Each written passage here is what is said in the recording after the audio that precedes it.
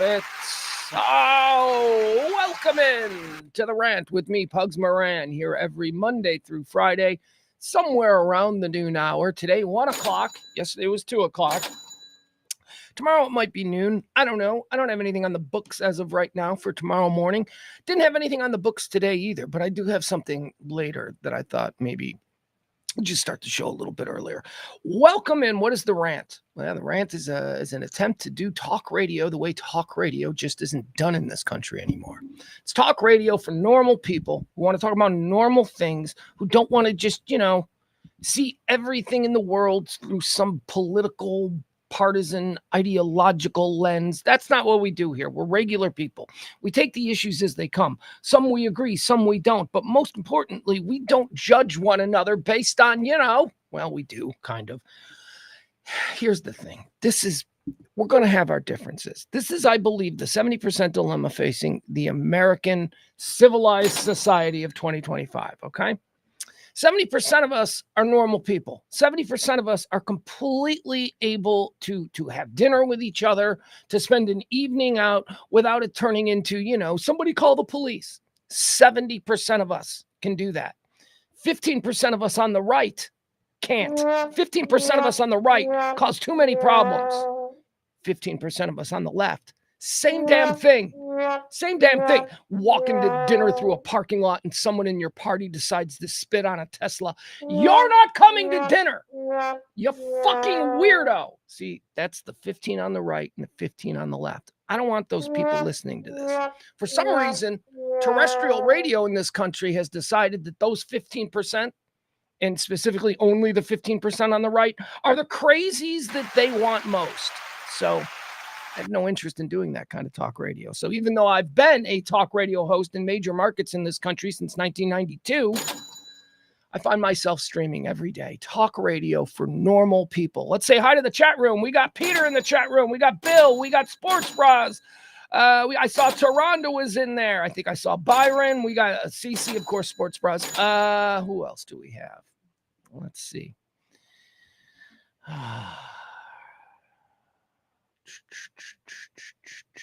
Oh, I'm not on the chat room. That's the problem. I'm not in the chat room. Who was first today? Who came in first today? Is it Taronda? I always like to see Taronda first. For some reason, that means all is right with the universe. It wasn't. I see Peter first. I don't know.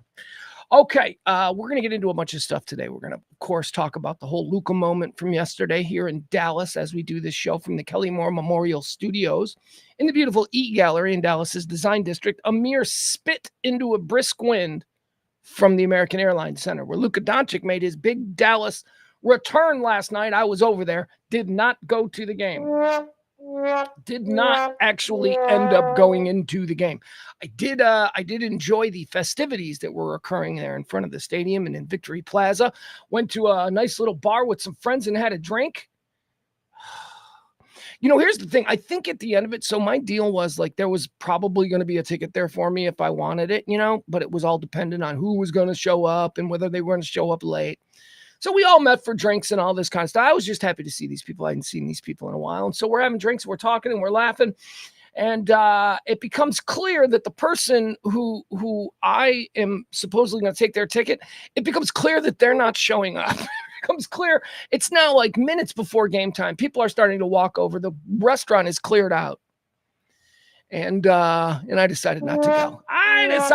I was like, you know what? Kind of want to just get in my car and go home. So I went home, and at that point I had missed like the first quarter of the game, but I got to see enough of it. And we'll talk about all of the non-basketball related things that we saw yesterday when Luka Doncic made his big return wearing a Lakers uniform. Yeah. Also, what are we going to talk? Oh, another thing that's got me completely obsessed this morning. I woke up to this story and I've been digging. I'm trying to figure out. This is a crazy story. Did you hear about the wife of one of the members of Weezer?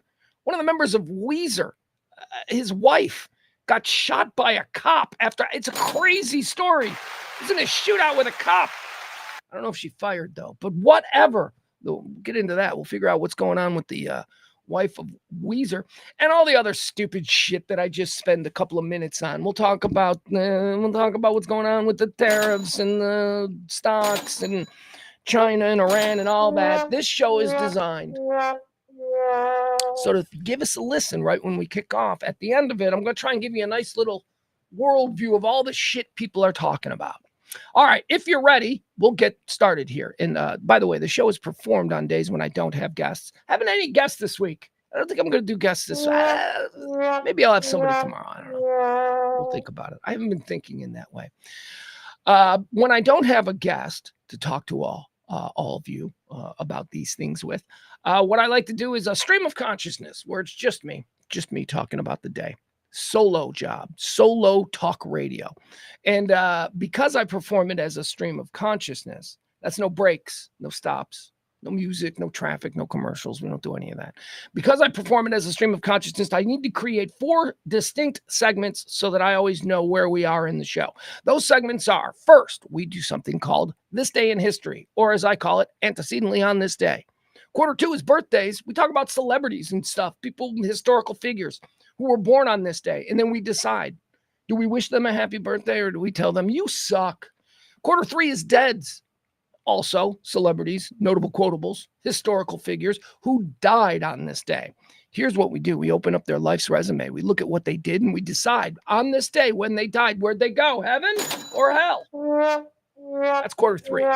Those are sort of the prerequisites before we get into quarter 4, which is all the stuff that we're going to talk about today. The hot breaking news, the trends, headlines, whatever they are. Jen's here. Hi, Jen. Jen's in the chat room. We got anybody else? Jeff's finally in the chat room. There we go. I didn't see Jeff earlier. That always concerns me. That's all we got to do. Oh, also, hold on a second. Oh, my goodness. I can't believe we didn't do this. Oh, my God. Hold on. I hate this.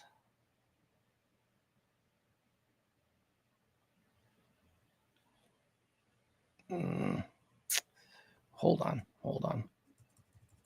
Guys, give me 1 second. When I run in here, there we go. Okay. We have an executive producer. All right. Let's thank our executive producer of today's show, the incredible April. Came out to trivia on Tuesday night at the back 9 every Tuesday at 7 o'clock, 4060 Beltline Road. We do trash trivia at the back 9. April came out. Today, she's our executive producer. Thank you, April. Appreciate that. You want to be tomorrow's executive producer? You might be wondering, how do you do that? Well, all you got to do is you got to be the big tipper of the day. We accept tips on this show. We don't have advertising. We don't do anything. This show has been going for 3.5 years based on you people saying, yeah, I'll listen to that one more day, and maybe dropping a little something. Treat me like I'm your pizza guy, your delivery man, your bartender, whatever it is. If you're so inclined, help support this kind of talk radio. Kevin's here. Hi, Kevin. Mikey D's here. Hi, Mikey. Chat room's filling in nicely with all the regulars. All right, what do you say we get started? Today is April the 10th. It is the 10th day of April. That means, are you ready for this? It's the 100th day of 2025. 100 days in. How's the year been? This is one of them benchmarks, 100 days. That's usually where we go. How's it been so far? Who'd we lose? Who'd we already lose? Did we 100 days in? Did we lose any big uns? Because, I always take a look back at a year and decide whether it was good or not by the quality of individuals that left this plane of existence. Who's dead? Who's dead? Who died? Did anybody big die? I don't know. Anyway, here's what I do know. If there's 100 days gone, this is not a leap year. That means there are 265 days remaining until the end of the year. 265 days until New Year's Eve. Let's get started. Segment 1, quarter 1, whatever you're comfortable calling it. We call it Antecedently on This Day. This is a look back at all the events that have helped shape our understanding of this day. Maybe give us a little bit of a hint or an edge on what's to come. A bettor's edge, a gambler's edge. Who's this? Are we kicking out a hot chick? There's a picture. The dual Russian-American citizen, former ballerina, born in Russia, moved to America over a decade ago. January 2024, she was arrested. Well, American woman held by Russia, freed in prisoner swap. All right, I remember this chick. Let's see, she was charged with fraud, violating export law, smuggling, money laundering, and conspiracy. So she was a Russian chick who came to America, became an American, then went back to Russia as a ballerina and got busted by Anyway, we got a hot chick back.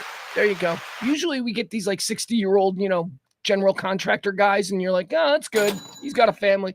We got a hot chick back. She's attractive. I have no idea what that case is about. We're not going to be covering it today. Let's move on. On this day, antecedently in the year 1912, the RMS Titanic set sail for Southampton, England, on her maiden and only voyage. Antecedently on this day, in the year 1960, the Professional Golfers Association of America, the PGA, is created. The PGA! Never watched golf. I don't watch golf. I'm sorry. It's just not a thing. I think it started when I was young. I was raised in a town, a suburb just outside Chicago called Orland Park. Now, Orland Park, they claim to be the world's golf center. And I don't know how they came. I was always, even at 10 years old, I'm like, really? Palm Springs, California isn't more of a golf center than Orland Park, Illinois? But whatever. They went so far as to paint the water towers in town to look like golf tees. So, you know, the water tower, right? So ours looked like they had green. It was a green tee and then a white golf ball on top, and it said Orland Park, where it would say Titleist. But anyway, that was our whole thing. I never believed it, never thought it was true. I guess the argument was that in Orland Park in the 1980s, there were more golf holes per person than anywhere else in the world. Thus, the world. That's true. And none of them are golf courses. We got a bunch of golf courses, but I can't believe that we're the world's golf center.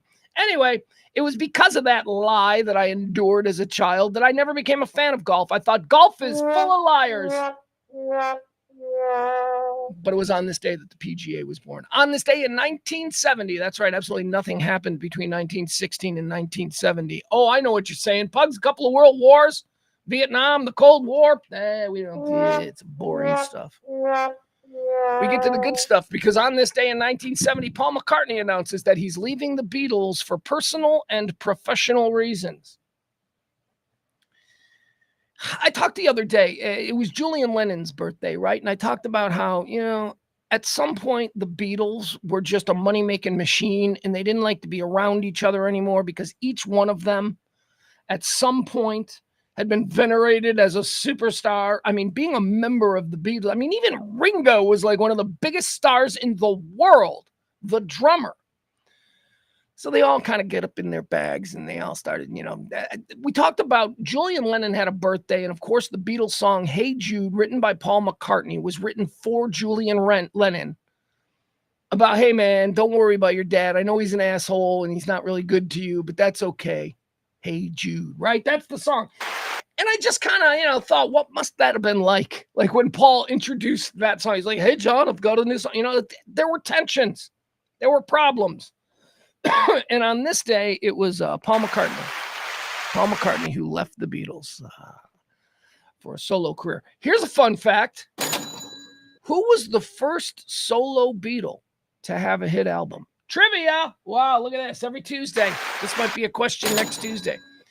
Who was the first Beatle to have a hit solo album? Time's up. George Harrison. George Harrison is the first solo Beatle to have a hit solo album. Unless you consider Abbey Road to be Paul's first solo album, which, you know, a lot of people argue. Antecedently on this day in 1979, the Red River Valley tornado outbreak. A tornado lands in Wichita Falls, killing 42 people. That's got to be a pretty big story around these parts. I have friends from Wichita Falls. Never been to Wichita Falls. Antecedently on this day in 1998, the Good Friday Agreement is signed in Northern Ireland. I know y'all hate Clinton, but this was really a big foreign policy win for the Clinton administration. Peace in Northern Ireland was achieved on this day in 1998. The Good Friday Agreement, British Parliament agreed to accept Sinn Féin as a political organization, granting them seats in Parliament. Create an actual voice for the voiceless. Yeah, Bill Clinton. In between, like, you know, flying to Epstein Island, Bill Clinton did that. Just putting it out there. The cornerstone of his. Well, I don't know why. You know, it's like, oh, it's not peace in the Middle East. Yeah, it's probably been going on as long. I don't know. It's a big deal. It's a big deal to me. Peace in Northern Ireland. All right. Antecedently on this day in the year 2010, the first time I did stand-up, I'll share a little secret with you. The first time I did stand-up comedy, was I don't know, about 15 years. Well, it was on the 2010. Yeah, so it was 15 years ago. And Big Dick Hunter, who was another host at the station we were on, basically challenged us all to a stand-up comedy thing. And so we all ended up having to create stand-up comedy sets. And I remember I wanted my stand-up comedy set to be more like a monologue. Like I wanted it to be commentary on like, shit that's happening. So this was one of the first jokes that I ever wrote. And I'm going to totally screw it up. But anyway, from this day in 2010, a Polish Air Force presidential jet crashes near Smolensk, Russia, killing 96 people, including the president of Polish, Lech Kaczynski. The president of Poland's plane crashed. That was really happened. I mean, could you imagine if the president? No, the president of Poland, plane crashed. And my joke was, well, I guess a light bulb must have burned out and there weren't enough people on board to change it. Hello, comedy. Because it's the Polish president, because it's a Polish airplane. You know, the old Polish jokes. How many Polacks does it take to change a light? When you got to explain the joke. Jamie, I told you. I shouldn't have done that joke. All right, that's going to do it for Antecedently on this day. Let's move into birthdays. These are people having a birthday on this day. We're going to decide whether or not we like them or not, okay? All right, born on this day. I always drop this on old men. I always like to mention this to old men when I'm in a conversation with old men. And by old men, I mean dudes like 70 and up now, because nobody knows who this guy is unless you're older. But born on this day in 1921, the rifleman, Chuck Connors. Chuck Connors was an actor in the 1950s on a TV show called The Rifleman, and he became this big macho hero. And he would do a bunch of other cowboy stuff, but he did gay porn. I like to mention that. I used to have this a lot in Chicago because you see Chuck Connors, before he did gay porn and before he did The Rifleman, he was a Chicago Cub. So whenever that conversation comes up with old guys, I remember when Chuck Connors played. I'm like, he's gay porn. Took it in the butt in the field. I saw it in a video in the 1990s. It was crazy, but it's real. All right. Hey, Chuck Connors, gay for pay. That's what I think. I think that he had bombed out of baseball. He was out there in Hollywood. He was like, I'm kind of attractive. And the first job he got was, hey, you want to take it in the butt in the field for $50? And he was like, yeah. He had no idea he was going to be the rifleman, but it's out there and he did it. And yep. Born on this day in 1921, the rifleman, Chuck Connors. Born on this day in 1936, the most important man in the history of football. I say this as a Bears fan, until this guy died and before I just truly looked at this guy's legacy, I would have told you that there were probably two men most responsible for the success of the NFL, George Halas and Curly Lambeau. George Halas and Curly Lambeau, the founders of the Chicago Bears and the Green Bay Packers. There are no two men more important in the early days of NFL and football in America than those two. But I don't think that's true anymore. I think that football has become something different. And the guy who was born on this day in 1936 is the guy I think most important in the history of football. That's John Madden. John Madden. I think he's number one. Super Bowl winning coach. Broadcaster for like 30 years. John Madden was the window to which we all became fanatical NFL fans. John Madden was the guy who turned watching a football game from, just something that the men did and nobody else who didn't like sports could really get behind, into an entertaining thing, into an entertaining stream of consciousness with this guy who knows football, but also knows life inherently and was able to sort of weave these lifestyle stories into these 3-hour football games every Sunday for what? 30, 40 years? And then, if that wasn't enough, and that alone would have me putting John Madden in the top 10 most important people in the history of football. But when John Madden lent his name to the football game Madden, and it became a global sensation, nothing spread the word about American football quite like John Madden has, whether it's through his coaching, whether it's through his broadcasting, or through the way that my kid, who doesn't even know who John Madden is,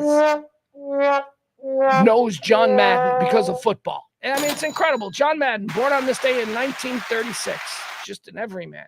Here's another football hero that I'm going to mention. He's not really all that important to the history of football, although I suppose a case could be made. Now that I think about it, this guy's probably very important in the history of football. Not John Madden, Curly Lambeau, George Halas type important to football. But born on this day in 1936, Dandy Don Meredith. Dandy Don Meredith. Dandy Don was another one of these guys. He was quarterback here, the Dallas Cowboys. He was a bigger-than-life persona, bit of a party boy, bit of a backslapper, good old boy type. Transitioned into the booth, did years of Monday Night Football. Turn out the lights, the party's over. Remember he used to sing that? The 2-minute warning of every game. Dandy Don Meredith, born on this day in 1938. I liked him. He did the iced tea commercials in the 80s. He did the Nestea Plunge. Remember that? He was, I'm Don Meredith, Dandy Don. Oh, excuse me.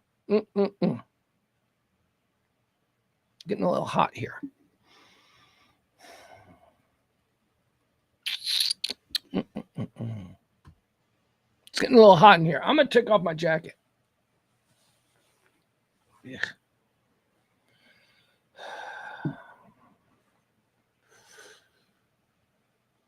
Oof. I feel like I'm going to sneeze. There we go. Oh, my God. And if you know anything about me, that means there's about 15 sneezes coming. Peter says Madden's legacy will live on forever because of video games. That's right.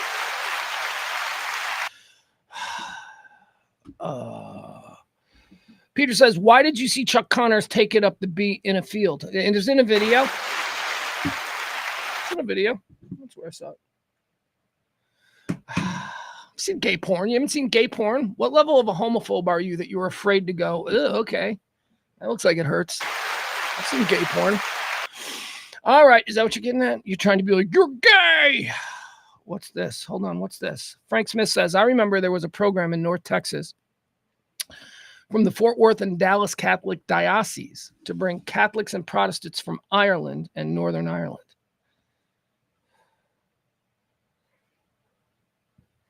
Well, they wouldn't need to bring Protestants. It was the Catholics who were feeling oppressed. But okay, Frankie. Thank you. There you go. Frank also says not a lot of Polish in Texas.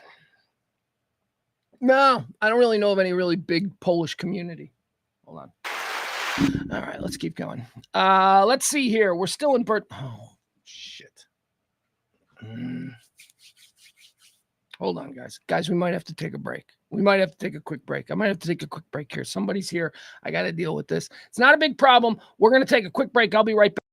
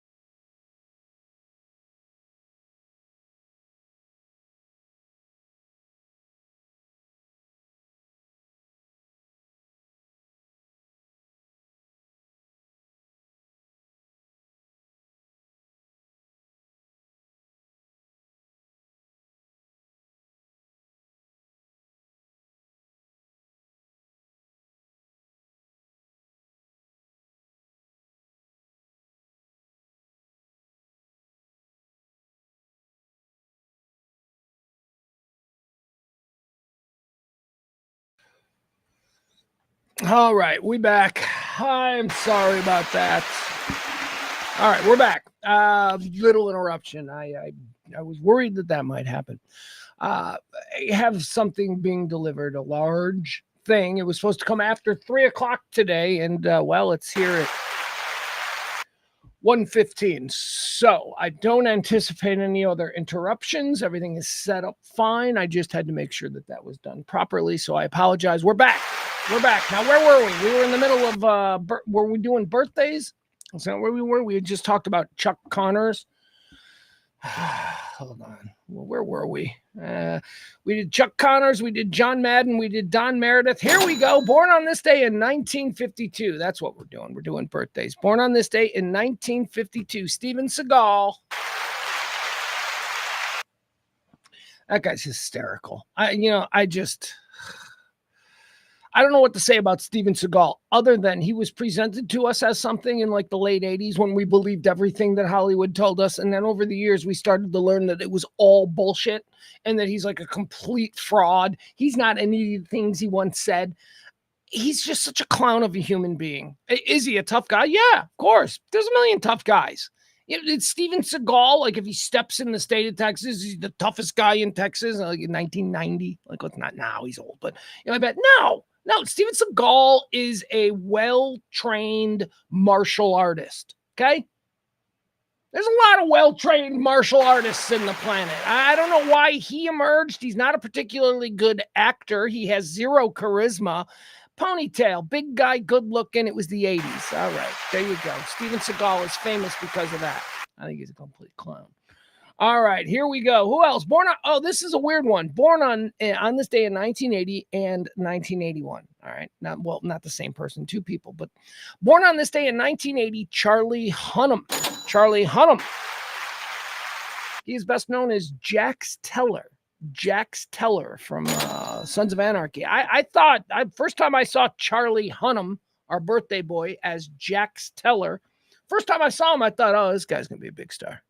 He looks like Kurt Cobain. He's handsome. He's kind of like, he's got like Kurt Cobain and Brad Pitt combined. Look at him. Charlie Hunnam, big star. Didn't really work out for him. Nobody broke out from Sons of Anarchy except for Taylor Sheridan. Okay, Taylor Sheridan is the biggest star to emerge from the cast of Sons of Anarchy. Ron Perlman, he's always going to be in the Ron Perlman lane. He's ugly. He's an ugly, weird, gigantic headed man. He's like a human Rottweiler. That guy is weird. So he was always going to be whatever lane of celebrity that he is because he's so unique. And then you got like Peg Bundy. It didn't really help her career. I mean, other than she cashed a nice paycheck for about 10 years, but she didn't like spin off into something even greater. Charlie Hunnam, our birthday boy, did nothing. He pops up in like romantic comedies and stuff.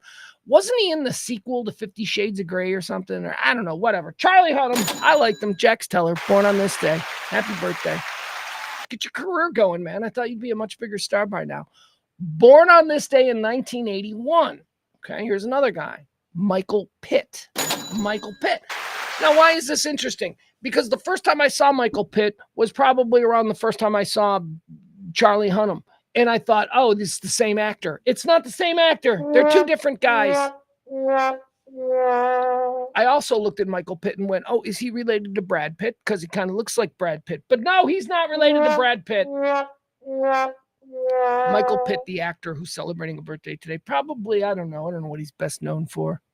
Jimmy. He was Jimmy. Boardwalk Empire. Did you guys watch Boardwalk Empire? The first couple of seasons of Boardwalk Empire, the star was Jimmy. It was Steve Buscemi and Jimmy. Michael Pitt. He looks just like Charlie Hunnam. Born on this day in 1980 and 1981. Charlie Hunnam and his clone, Michael Pitt. All right, born on this day in 1988. Here's somebody else that I always get confused. Although this is a weird one.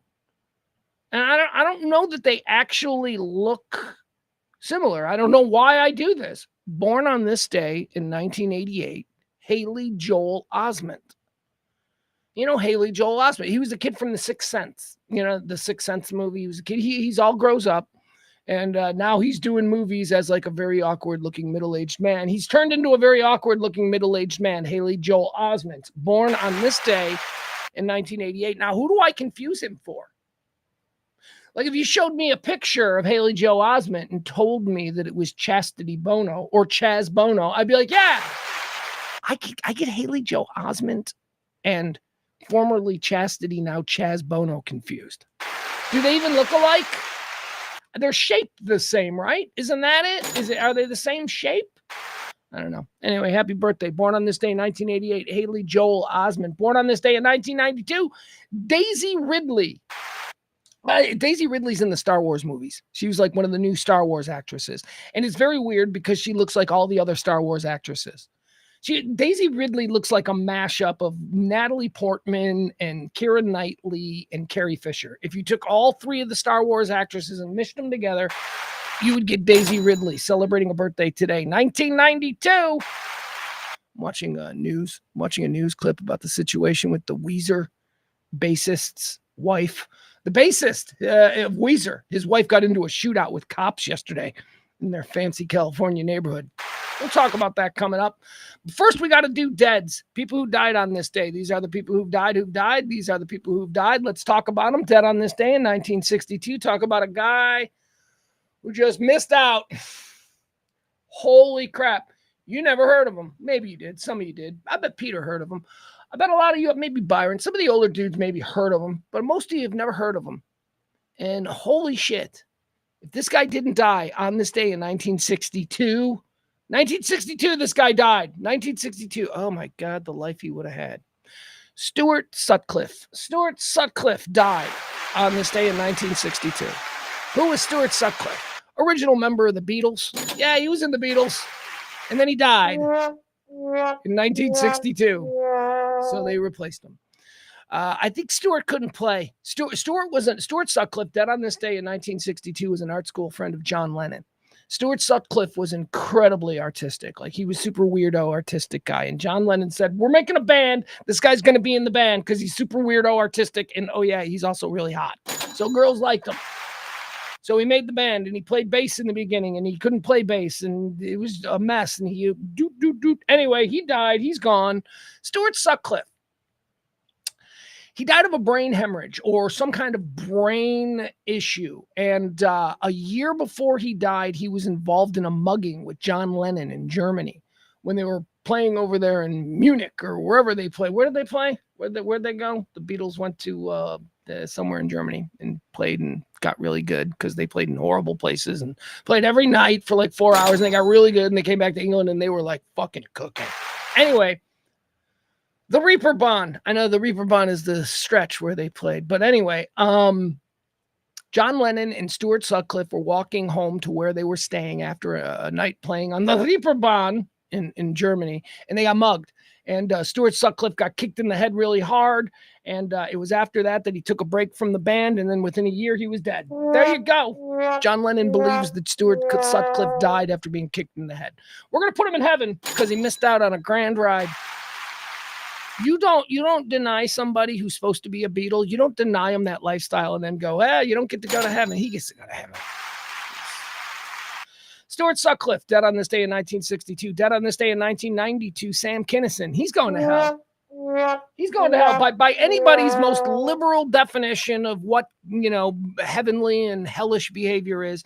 Sam Kinison was a demon. He was, fun guy, great comedian. Love him. His stuff holds up. My son, I've played Sam Kinison stuff for my son, and my kid's like, he's funny, Dad. I go, yeah, I know. He holds up. But he's going to hell. Sam Kinison. Died on his way to doing a gig in Vegas. He was left his home in Los Angeles, was driving straight out to Vegas through the desert there. And ironically enough, Sam Kinison lost his life when he was killed by a drunk driver. That's right, Sam Kinison, Mr. Addiction, Mr. Party. He was killed by a drunk driver. Well, he's going to hell. Here's another guy that's going to hell. Dead on this day in 2024. What is this? Hold on. I got a piece of audio here that I don't know why I have it. Anyway, it was on this day that O.J. Simpson died. O.J. Simpson. He's going to hell, of course. And one of the things that we love about O.J. Simpson is that, all the jokes, and specifically all the jokes that Norm Macdonald had concerning O.J. Simpson, like in the ESPYs. I think this was when, 1999 or something? Here he is, Norm Macdonald, hosting the ESPYs on the anniversary of O.J. Simpson's passing. And there's Charles Woodson. How about that? How what a season he had.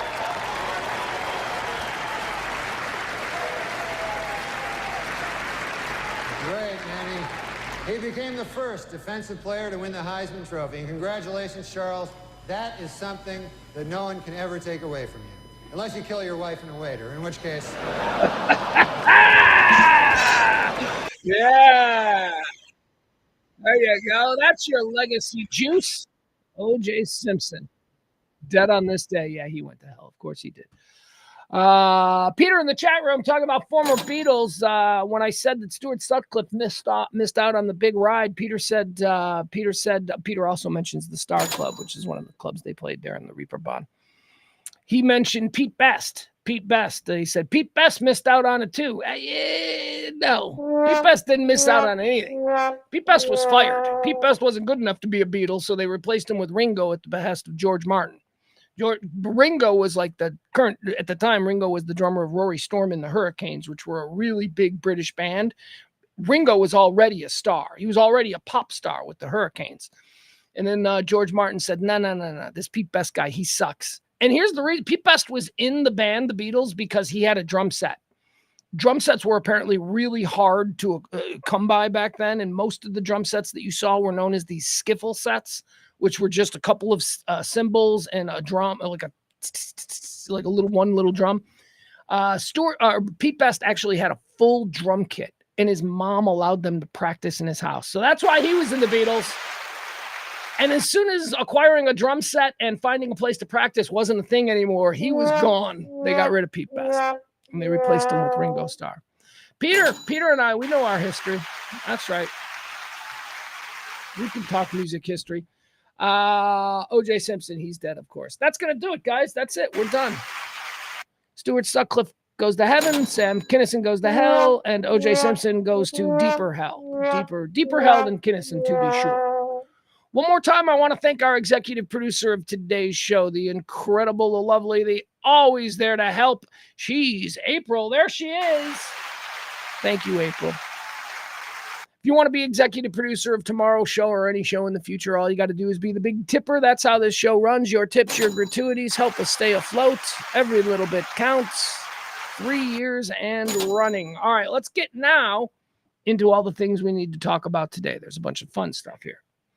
How is the stream, guys? Chat room. How is the connection? I'm noticing my little thing that tells me how strong the connection is. It's kind of going up and down, but so far it seems to be working out okay.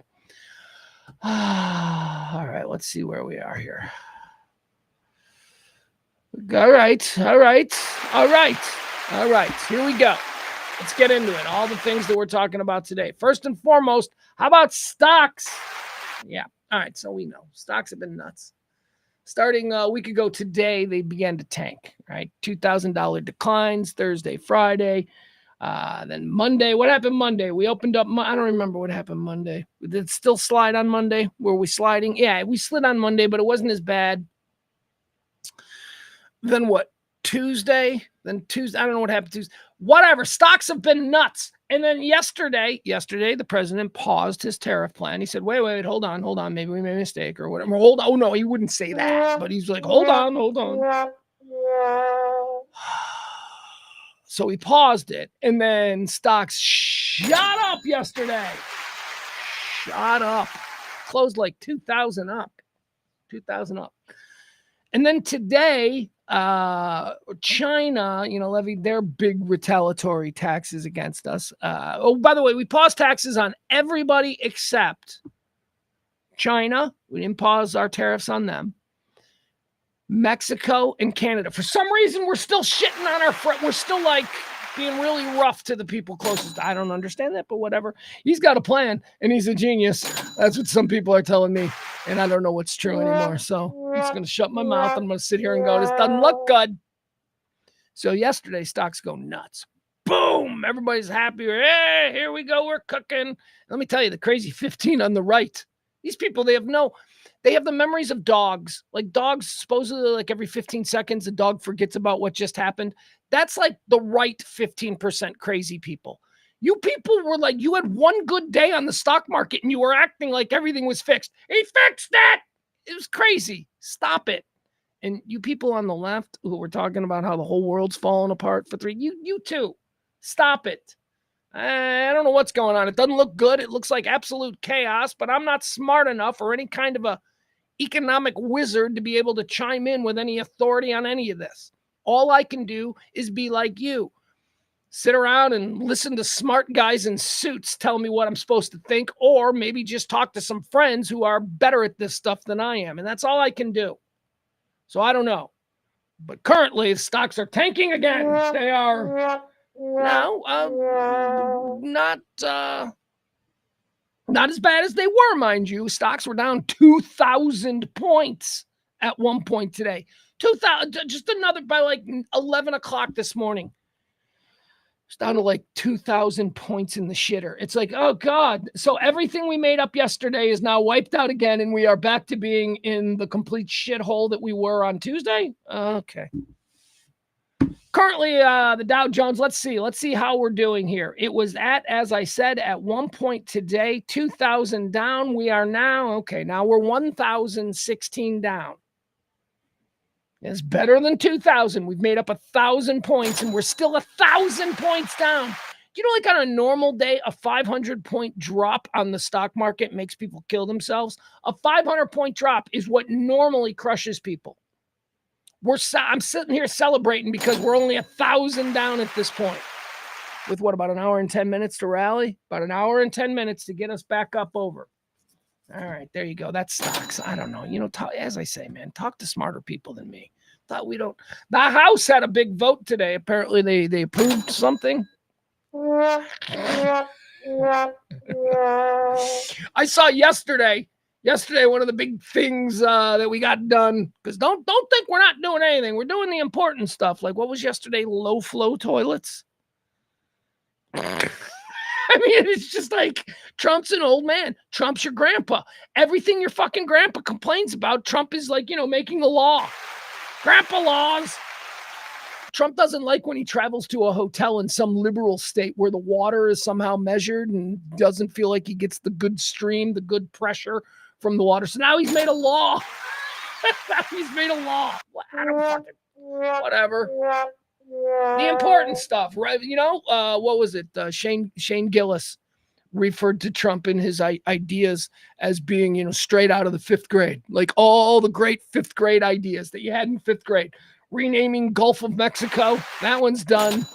Naming a new jet plane after you, that one got done. Military parade, that one got done. Plastic straws versus paper straws, that one got done. These are all the old man 5th grade. Anyway, we're just going to hold on, folks. We're just going to hold on. It's going to be fine. Like I said, I'm not going to start screaming, but I got to see how this plays out. We got to see a couple of months of this.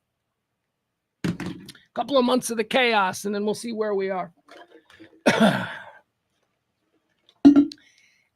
And this whole argument too, where you get left and right, you get people on the left going, he caved.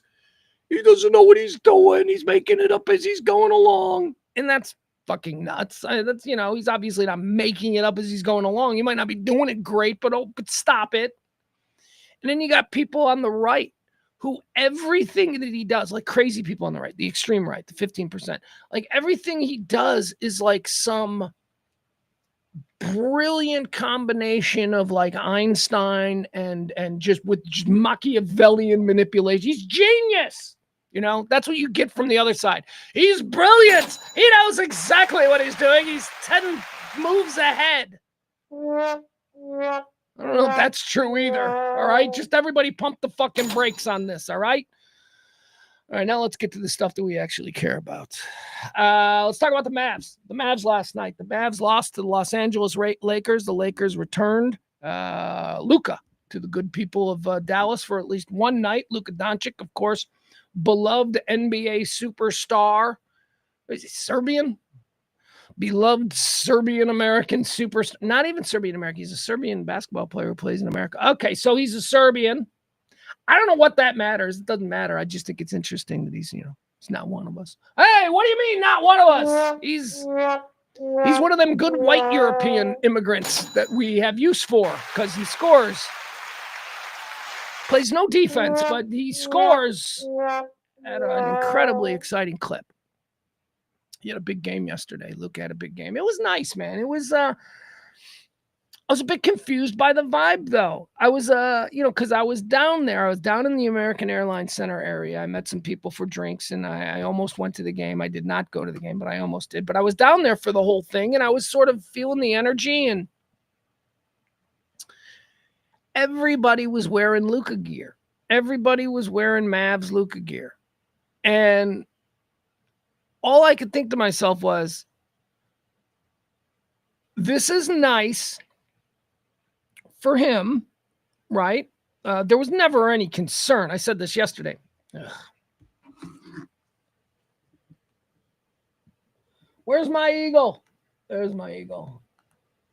There was never any concern that Luka was going to get booed or anything like that. I mean, Luka isn't blamed in any way, shape, or form for this.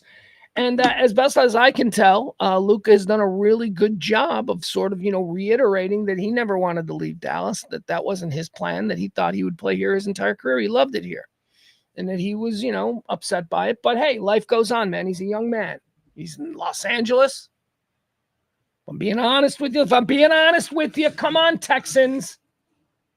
You're not from here, okay? This is very important. He's not from here. He's from Serbia. His vision of America was always New York City, Washington, D.C., and Los Angeles, California. And then he comes to America. He's a millionaire. Money is not an object. He can do whatever the hell he wants. And he's in Dallas, Texas, which is a great city. It's not Green Bay. It ain't Cleveland, Cincinnati. It's a great American city, and it's a great American city to have a little bit of money. But let's be honest. If you're from Serbia and you go from Preston Hollow to Malibu. I mean, I don't know. All I can say is, if I, as an American, was suddenly, given a job in France, I would prefer to be in Paris than in Brittany.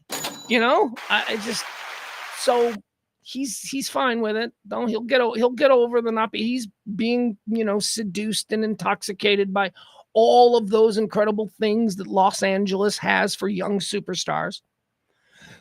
So I don't think he's crushed, but I do think he's played it well. I think that he's played it well as far as understanding the emotional volatility of the Dallas Maverick fan, who he does love, but, he's not from here. It's just a place he was for a couple of years, like college, right? Like where he was in college. But all the people who were there, all the people wearing the Luka jerseys, I thought it was a really nice thing for him. And I should also be full disclosure. I don't like Luka. I love Luka as a basketball player. I'd have him on my team. Absolutely. For 1 season, 2 seasons. I do understand the argument of what's he going to look like 5 years from now? Like when Luka crosses the 30, is he still going to be a max player, or is, what they say about him, that he doesn't try hard, that he doesn't work out, that his game is not built for longevity because of the way that he conducts himself in the offseason. I don't know, but those are all very real. Those are all very real concerns that I roll my eyes at when he has a first half like he had yesterday. I mean, it's like, yes, so what? I don't give a shit if Luka is fucking smoking butts on the bench. Let him. If he's having a first half, who cares? Oh, he doesn't play any defense? He scored 30-something points in the first half. All right. But I do get it. I do understand that, the higher ups are like, well, is he really going to be great in the long run? So I guess that's what they're thinking. Another thing I thought, the ticket prices for yesterday's game were absurd. We were monitoring the ticket prices because there was an opportunity for one guy to actually sell a ticket that I was going to use, right? Remember, it was like the extra ticket, and he was wondering whether or not he could sell it. This is a really good ticket in a suite that he was saying he was going to get $1,500 for. Courtside tickets were going for $25,000. $25,000 for one game? And here's why I wonder about this. Luka plays for the Lakers. We're in the West. Luka's going to come back here a lot over the next couple of years. Is it so important to you? Are you so small that like you would spend $25,000 on one game specifically so that you could say you were there? Nobody's going to fucking care. This isn't that big of a deal. Luka's return to Dallas means something to diehard Dallas Mavericks fans, but it's going to be quickly forgotten, and Luka's going to play 100 more times on that floor. So these prices, I'm like, this is crazy. This is rich people's stupidity. You know, a rich person who can afford that. I know a rich person who was like searching online for tickets, and, you know, these ridiculous numbers were not frightening him. He was just like, yeah, whatever. I don't want to sit in the 400 section for 1,500. He couldn't find anything for under 10 grand per ticket that was in the first 5 rows of the lower level, which is what he wanted. I'm like, these fucking rich people. You people are idiots. We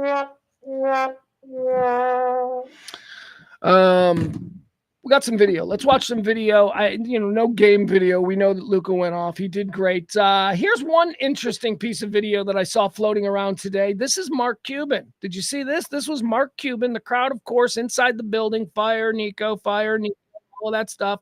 Nico Harrison, for those uninitiated, is the general manager of the Dallas Mavericks. He is also the architect of this highly, highly dubious Luka Doncic trade. He's not a guy who expects to be here in Dallas much longer. There's no way that Nico Harrison is going to buy a house and, raise a family here in Dallas. He's on his way out. He probably go to the Lakers after this, or if not that, he'll become president of Nike because he delivered Luka Doncic to the Los Angeles commercial market, and Nike's going to be very appreciative of that. It's another thing. Dallas is a nice market. It's market 5. Los Angeles is market 2.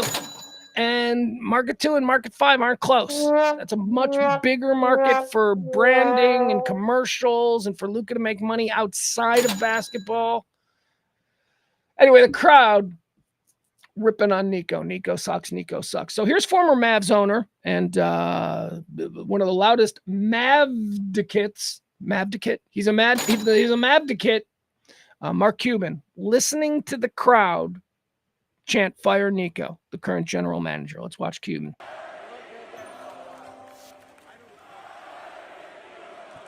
All right, so he's got his head in his hands. They're chanting "Fire Nico." He's rubbing his eyes back and, he's doing like this, like back and forth, like, oh my God, make it stop. Let's keep watching and then we'll break it down. We'll figure out what exactly is happening here.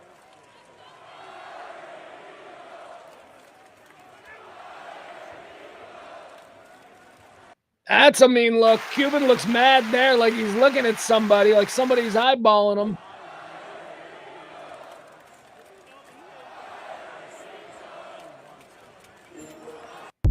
All right, there you have it. Mark Cuban uncomfortably listening to the crowd chant "Fire Nico" last night at the game. So, one,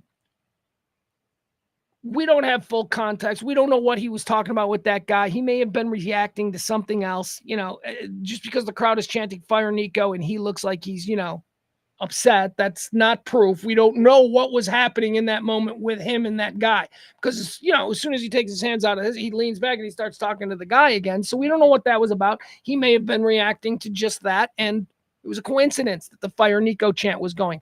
Wasn't the "Fire Nico" chant going pretty much the whole game? So, Secondly, let's say that he is reacting negatively to the "Fire Nico" chants. What do we think that's about? What do we think is Cuban is processing here? Where is he upset with the fans? I don't think he's upset with the fans. I don't know that he's upset with Nico, although he says that he is. He says that he wouldn't have approved this trade. I think he's just upset with the whole situation. I don't know that we can discern anything definite from Cuban's reaction there during the "Fire Nico" thing, but I think it's safe to say that just the entire situation, he's had enough of it, and he can't believe it. And here he is sitting there. And let's see. Here's Jason Kidd. This is is this the pregame or the postgame? I'm not sure what this was, but he said something really interesting, and I like Jason Kidd. I like him, but this was really stupid. and let's listen to Jason Kidd yesterday. Here he is talking about the Luka trade and where the franchise sits now. Jason Kidd, your head coach of the Dallas Mavericks, on the Luka trade. This is a business. It happens, right? Trades happen. This won't be the last trade. Some are comparing it to Babe Ruth, which is kind of cool. Okay, first of all, hey, I talked about that. I used the Babe Ruth comparison yesterday. Now, with full disclosure, I used the Babe Ruth comparison because I heard Bob Sturm use it the other day, and I thought he made a compelling argument. It was an interesting conversation. Now, here we got Jason Kidd talking about the Babe Ruthian type elements to the Luka Doncic trade. Let's listen to it one more time, okay? This is a business. It happens, right? Trades happen. This won't be the last trade. Some are Okay, all right, there you have it. Some are comparing the Luka Doncic to the Lakers trade and the way the Mavs fans feel about it to the Babe Ruth trade. And what I'm going to push back a little bit with Jason Kidd on is, no, kid, that ain't cool. It ain't cool when you're the Red Sox. It ain't cool when you're the Red Sox who traded Babe Ruth to the Yankees. It ain't cool. It's interesting. And maybe, when the dust settles on this whole thing, you might find some solace in being tethered to one of the great sports blunders of all time. But Jason Kidd, it is definitely not cool that people are comparing this fuck up to the time the Boston Red Sox traded Babe Ruth, the greatest player in baseball, to the New York Yankees, their rivals. It's not cool. It's not true. Not cool. All right, what else do we have? All right, so here, this is another. Was this released yesterday? Because I think I just saw it going around yesterday. This new Nike ad that Luka has put out there. They're saying that he's intentionally taking a shot at Nico Harrison. Again, this is a new Luka Doncic Nike ad. Here, we'll pull it up there. I can show it.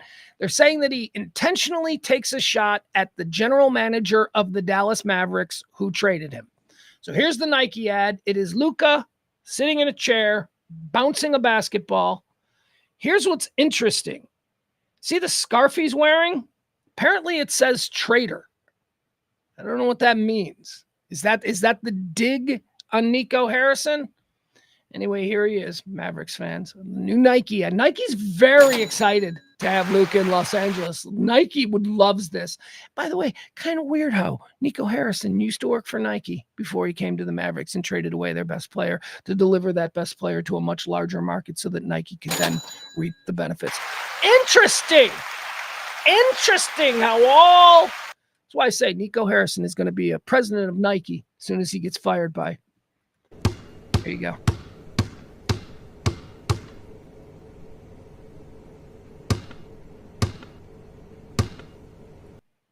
Oh, it's Gatorade, not Nike. All right. Sorry, never mind. Thought it was a Nike ad. It's a Gatorade ad. Same difference. Taking shots. There you go. He's playing it. All right. Let's see here. What else do we have from Luka's return yesterday? All right. Let's move into some powerful stuff, okay? Some more powerful stuff. Here's Luka walking onto the court before the game. Fans are filling in. Players are shooting around. Everybody's still in their sweats. Luka Doncic walking back into the stadium that he once ruled with an iron fist. Here he is, the return of Luka for the very first time. Think about how emotional this must be for this kid.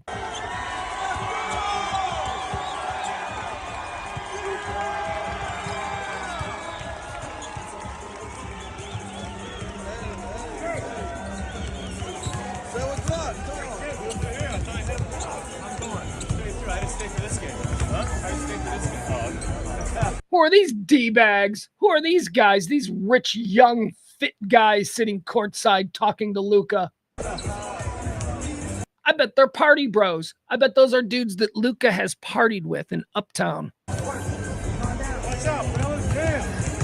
Look out here.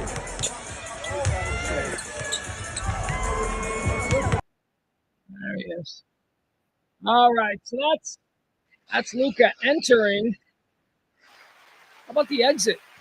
How about Luka walking off? Here he is, Luka walking off the court. This is two parts. We get it on the court with the fans, and then it continues, and we watch him as he heads into the locker room. But this is Luka after a mammoth game and a Lakers win. Here we go. Luka Doncic walking off his return to Dallas.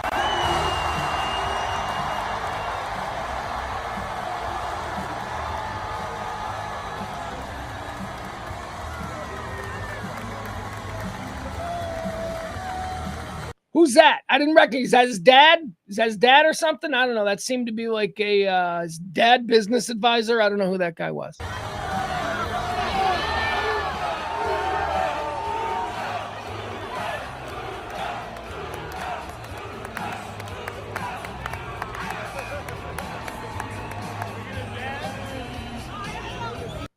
All right, well, how about that? There he is. He's walking off the court. He walks into the tunnel. Let's pick that video up with him there in the tunnel.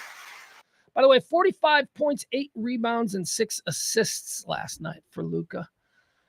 Here he is continuing now the walk-off. Luka now coming into the back tunnel area, being greeted by...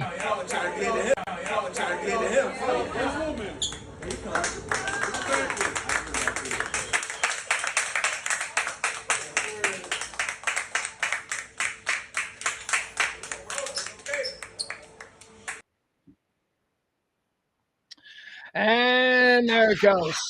All right. Good Luka video from last night. And finally, this is the one. Is this, well, make sure we get the good one.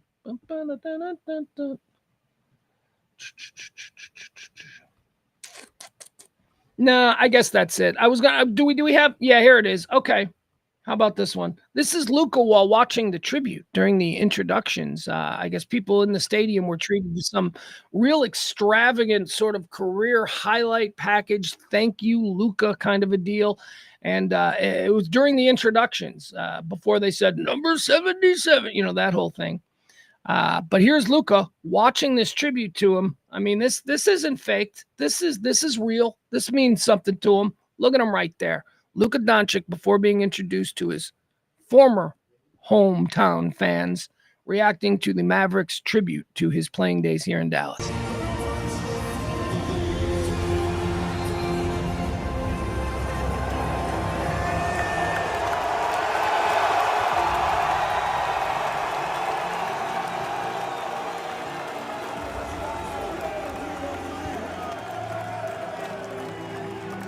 You know, I know that's real. I mean, first of all, he's got people around him who are like, okay, so when they're showing this before your introduction, the camera's going to be trained on you. It's going to be watching everything you do.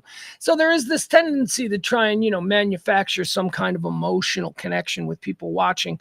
But what he does here that sells it for me is the lip quiver. Did you see the lip quiver? That's involuntary. I don't know that you can necessarily fake a lip quiver that well, although he is very talented. Here, watch the lip quiver.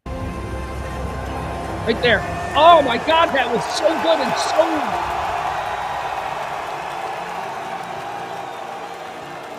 so. There it goes again. He's got the lip quiver. And he knows to bail out and bury his chin in his chest.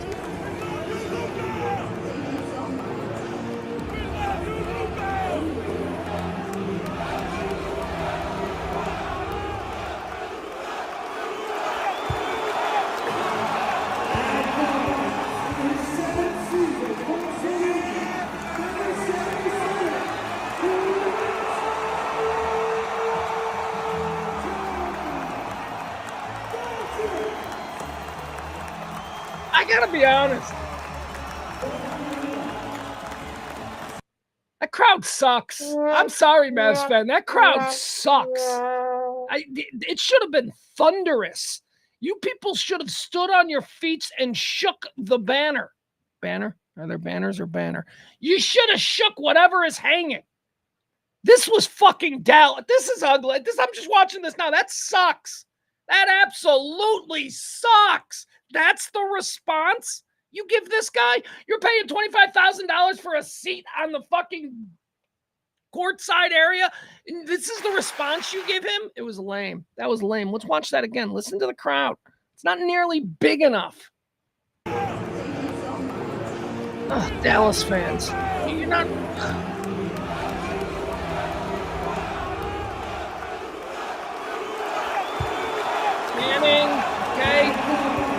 Thunder.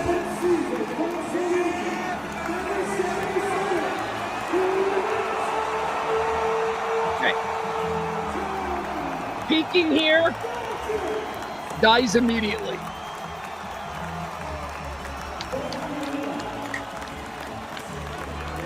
That sucks. That sucks. Dallas, you suck. Dallas Mavericks fans, you guys fucking shit the bed on that. You should have fucking delayed the game with a thunderous standing show of appreciation for this guy. But no, you were just like, aha! All right, let's start playing. That sucked. That was depressing. Listen, I'm reacting to that in real time. I never saw that whole video like that. You guys, yeah, really golf clapping pussies there. That's the what. See, and that's the other thing, and that's the problem with professional sports in this country. When I say that, Dallas fans, that's now how Dallas fans are represented across the country.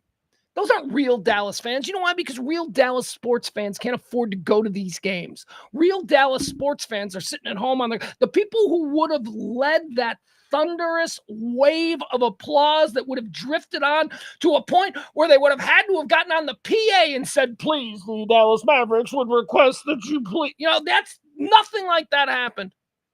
It was just a bunch of golf clapping Highland Park fucking wealthy D-bags. We're here because we've got a dinner party on Saturday and we just want to say that we're here. I'll tell you something, CC and Keith from the Sports Bras, they wouldn't have let that thunderous ovation get past them. No, that place was stacked with 20,000 people who are actually Mavericks fans and not a bunch of rich folks who are able to get in. Anyway, that sucks. Same with Cowboys games. Cowboys games suck. The only people who go to Cowboy games are not Cowboy fans. They're Cowboy adjacent influencers or what? I don't know. You know, just rich people going to Cowboy games. You want to see 100,000 people who don't know anything about football? Look at a Cowboys game on Thanksgiving. That the crowd on Thanksgiving is like the worst sports crowd ever. That's why I can't do sports radio in Dallas, because I got no respect for the way the average sports radio media person does their job, or very little respect about how the Dallas fan is represented on a national scale. They all suck. These Highland Park fake boob people sitting there. They don't know. Moving on. That's the Mavs story. Now let's go into the other story that I wanted to talk about today. This is one of my favorite ones. I don't know what the hell is going on here with this story, but the wife of the bassist in the band Weezer, which is one of my favorite bands. I love me some Weezer. What's with that homie pointing a gun at my girl? I got nothing. I got no jokes. I got no Weezer jokes. Here, I'm going to show you the video, though. We'll get caught up with the video, then I'll read you the story. Excuse me. I came out of nowhere. That was chicken from last night. Oh, that's gross, Pugs. It sure is. All right, so this was the scene. This was the scene yesterday in Los Angeles as SWAT teams and police swarmed a very nice neighborhood there, somewhere in Los Angeles, and ended up getting into a shootout with an unrelated neighbor. All right, let me tell you the story of what happened here. There was a police chase on the highway, and the police I shouldn't say this. The people that the police were chasing crashed, hit and run. They stalled out their car, and they all bailed from their car on the highway. Now, a couple of them jumped a rail and ended up down in a neighborhood.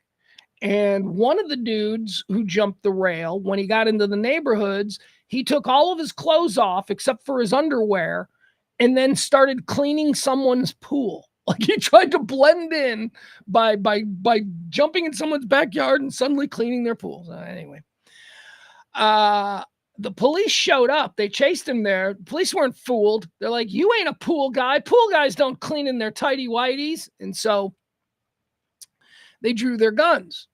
Now, apparently at the very same time that this was going down, a neighbor who lived next door came out of her house with a gun and pulled a gun on the cop.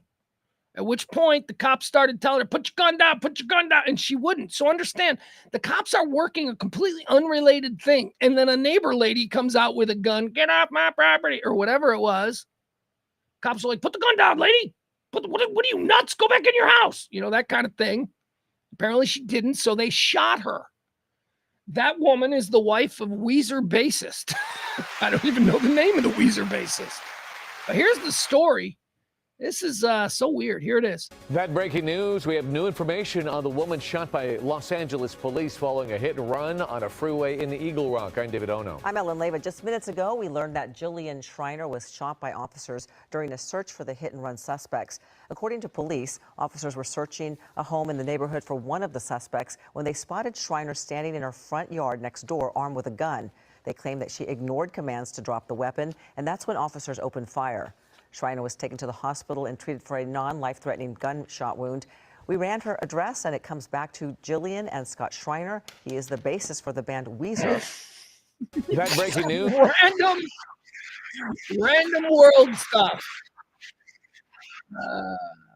You should have led with Weezer. That should have been your lead. You don't say that last. You say it first.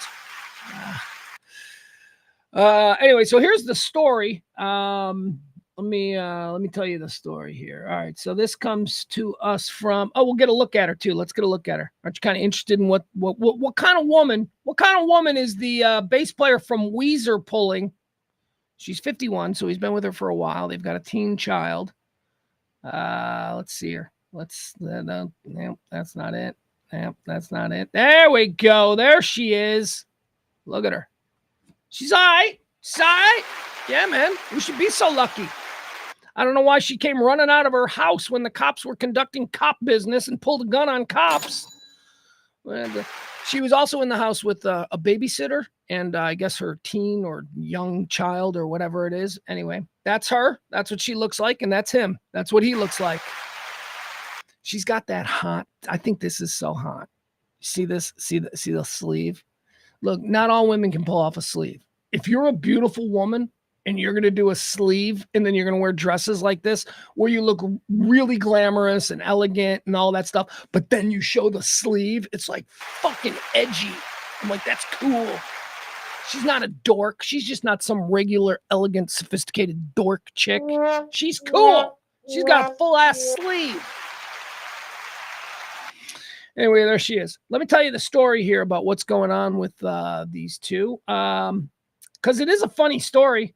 An already bizarre story involving a crash on a Los Angeles freeway, a manhunt, the arrest of a man in his underwear, and a police shooting of an uninvolved woman has now taken an even more surreal twist. Jillian Schreiner, 51, wife of Weezer bassist Scott Schreiner, was the uninvolved woman shot by police. She wasn't even involved. She's just... she now faces, by the way, charges of attempted murder. Cops shot her. She's facing attempted. These are going to get charged down. I'll read you the story. The April 8th incident began in the eastbound lanes of the 134 freeway west of Figueroa Street in the Eagle Rock neighborhood around 3 p.m. yesterday. All right, so let's check that out. Hold on. We actually have this. We've got visual tools. I'm going to show you where they're talking about here so we can see where this guy ran and we can see the neighborhood and all that good stuff. All right, here we go. All right. So we'll pull out here, show you this. All right, this is 134. Okay, see this? See where my arrow is? This is the highway where this police chase was taking place. The police chase, I think, ended somewhere right around here. Okay, right in this area, because this is Figueroa. So they were in the eastbound lanes of 134 west of Figueroa. Okay, so that's right here. Now let's pull in, so we'll get a look. All right, so let's say the accident happened somewhere right here, somewhere right up here, right? Ventura Freeway, I guess that is. So somehow the dudes got down from here and they got into this neighborhood under here. Right, so now I'll pull out, show you. It's a nice little neighborhood. Somehow it got down and into this neighborhood. Now wait, where is the pool? I think I've narrowed this down. All right, so it's right here. So this is the pool that apparently the suspect was caught around this pool right here. This house over here with this pool, this is where the bassist, this is the Weezer house, if you will. All right, so here we go. Here's the Weezer house where the lady came out and was shot by cops right here on her front lawn. And this is where apparently the suspect was pretending to be a pool cleaner guy after jumping the fence. All right, so here's the neighborhood. So this all happened here. Let's go back to the story. Let's see what the rest of it is. The April 8th incident began in the eastbound lanes of 134 freeway west of Figueroa. California Highway Patrol responded to reports of a 3-car crash in which 3 males, a 3-car crash in which 3 males in one of the involved vehicles fled the freeway on foot, prompting CHP to call LA police for backup. One of the suspects, who was chased off the freeway by a brother and sister who witnessed the crash, got into the Eagle Rock neighborhood. All right, that's this neighborhood here. That's this neighborhood right here that we're looking at. This is the Eagle Rock neighborhood. One of the suspects who was chased off the freeway by brother and sister who witnessed the crash got into the Eagle Rock neighborhood, stripped down to his underwear, jumped into a resident's pool, and then began watering their garden in an attempt to blend in. Okay. A little different details than the earlier ones I got, but cool. That's still fun. That guy, he's thinking. He's like, I'm just going to blend in. All right. I don't think so. While police were searching backyards for that suspect in the area of Eagle Vista Drive and Waldo Place, the bassist of Weezer's wife allegedly emerged from her home next door armed with a gun. It's kind of hot. I don't know. I like crazy chicks, though. I think that's kind of hot. Police said Schreiner, this is the woman, refused multiple orders to drop the firearm before pointing it at officers, prompting them to open fire. 51-year-old was struck in the shoulder by police gunfire and retreated back into her home. So she was literally in a shootout with cops. I don't know if she fired. Does it say she fired? Meanwhile, Sky 5 was over the scene when the suspect in his underwear was finally captured, cuffed, and arrested. Shortly after the Sky 5 caught aerial footage of Schreiner and another woman, believed now to be the child's babysitter, coming out of the residence of Eagle Vista Drive with their hands up. The 2 women were ordered to walk down the driveway and told to lie on the street while police took them both into custody. Medical personnel with the LA Fire Department who were on standby put the 51-year-old into an ambulance and took her to the hospital where she was treated for non-life-threatening gunshot wounds. Police on Tuesday evening told KTLA that both Schreiner and the babysitter were questioned and later released. In Wednesday's news release, officials said that she was in fact booked absentee for attempted murder and that a 9mm handgun was recovered from the residence. All right, so that means they brought her in, treated her up. She got her gunshot wound fixed. They talked to her and they let her go. She goes to bed. She wakes up in the morning and they rethink it. Now they have charged her in absentee with attempted murder, which I don't think is going to stick. I think this is a crazy story. I certainly don't think she's a murderer and she shouldn't be charged as such. But my God, could you imagine you're in your house and all of a sudden all hell breaks loose and you're hearing siren? You know how it is? Look, I've seen like one dude get pulled over and 10 cops show up with their lights going. You know, cops, look, come from a cop family. I love cops. I back the blue, but let's not kid ourselves. There's a lot of downtime in being a cop. Now, the times that aren't down, you got to be dialed in. You got to be very serious. But there's a lot of downtime. How many times have you seen a cop, sitting there in an empty Best Buy parking lot, parked with another cop? They park sideways and he's got their windows down and they're talking. That's, downtime. So can you imagine the police response to this between CHP and California and Los Angeles police? So she's in her house. She's got her kid. It's middle of the day. She's the wife of a rock star. She doesn't have anything to do. She's in her house, and all of a sudden, all hell starts breaking loose. I am certain of like 50 police cars with all of their sirens going. And if you look at the map, they're not far from the highway. They're only about 100 yards from the highway, from the Ventura Freeway. So they live in a world where they're constantly hearing sirens and all kinds of noise from that. I bet it was a madhouse. She comes out of her house. I don't know. Maybe she's a little hungover, 3 o'clock in the afternoon. She comes out, what the hell's making all this noise? And she's got a gun, and now she's charged with murder. All right, there you go. That is the sordid tale of the bass player from Weezer and his crazy wife. Apparently got into a shootout with cops for no reason, because she wasn't minding her own damn business. Just stay in your house. Mind your own damn business. All right, let's move on to another chick. Let's talk about Britney here for a second. This was trending yesterday, and I thought we would mention it today because we've got a long and proud history on this show of tracking the mental stability of one Britney Madeline Shields.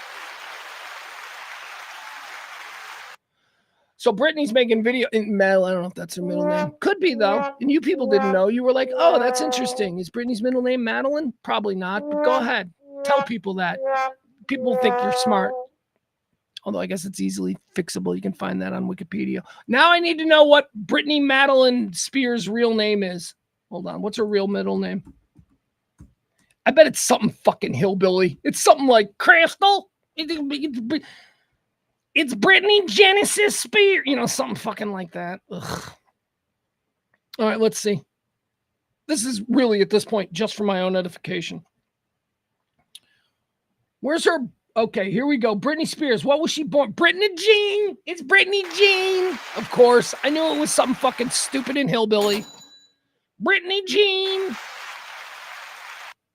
Britney Jean Spears. Madeline is better. Madeline would be better. Britney Madeline Spears is a far more beautiful name than Britney Jean.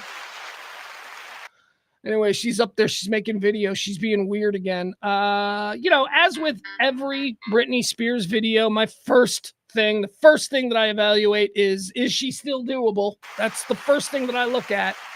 Is Britney still doable? Because let me tell you, there was a time when she was quite doable.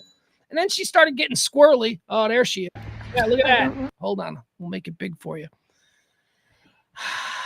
I mean, the real concern here, after you see lovely Britney Jean Spears, the real concern here is that she's, spinning off this planet again. She's doing that thing. So there was a serious mental health concern, but I know a lot of crazy people. Seriously, I know a lot of people that I have mental health concerns for, and they're not sitting on $100 billion and whatever. At this point, if she's going to be saved, people will save her. I can't concern myself. But here's Britney. I really want my nails back. I did all my nails look like a fucking idiot. I want my nails back, and I guess I should just go get nails. I can do it. I swear to God. I don't want to pay. It takes forever to get your nails done. And my bangs are pretty. I need Does she have meth teeth? What's going? Well, first of all, to answer the question, is she still doable? No, she's not. Not here. This is Run. This is a middle-aged crazy woman. What's going? She's on drugs, right? Like, I see. That's what I can't tell with Britney. I can't tell if she's bipolar schizophrenic or if she's just addicted to pills or drugs or something. Like, she seems to be grinding her jaw. But also this is very theater kid. Theater kids also appear like they're crazy or on drugs at times because they're trying to be like theatrical and interesting. So I don't know, man. Let's keep going. Yeah, so I can be fancy. Ooh, mamacita is. Give it to me again. I want more of that. Let's see her again. I really want my nails back. I did all my nails look like a fucking idiot. I want my nails back, and I guess I should just go get it. Is she doing her eyes like that on purpose? Or is that just how a crazy woman does her eyes? Nails. I can do it. I swear to God. I don't want to pay. Okay, there you go. I'm just pointing it out again. One of these days, we're going to come in here, we're going to do the show, and the big story is going to be Britney Spears is dead, and you're going to see a whole bunch of people. They're going to be like, oh, it's so sad. Come on. We saw this girl spiraling downward for 15 years, and a whole bunch of people made a lot of hay about it. Some even made money. Somebody do something. She needs to be off. This is not good brand management. You know, even if Britney Spears was to sort of spin out for about 10 years between like 35 and 45 or whatever she is now, you can recoup from that. She was a big enough brand name before she spun out that she can come back. But when you keep doing this stuff, when we keep seeing now these videos that she's putting out there, and it's been 10 years now, these weird videos, it starts to erode the brand, and it starts to make that idea of a big triumphant reclamation comeback a little bit further and further away. She needs help. Anyway, that's Britney. Britney's losing her mind again. Let's see here. What else do we have here? Food robots. Yeah, I want to talk about this. Food robots. Have you seen them? I wanted to mention the food robots thing because the food robots are something that I see all the time where I live. I live on the campus of SMU.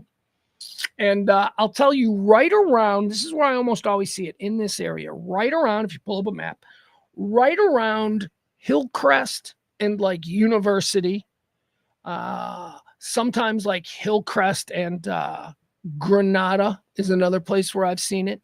Hillcrest and McFarland, where the 7-Eleven, my 7-Eleven, where the 7-Eleven is there.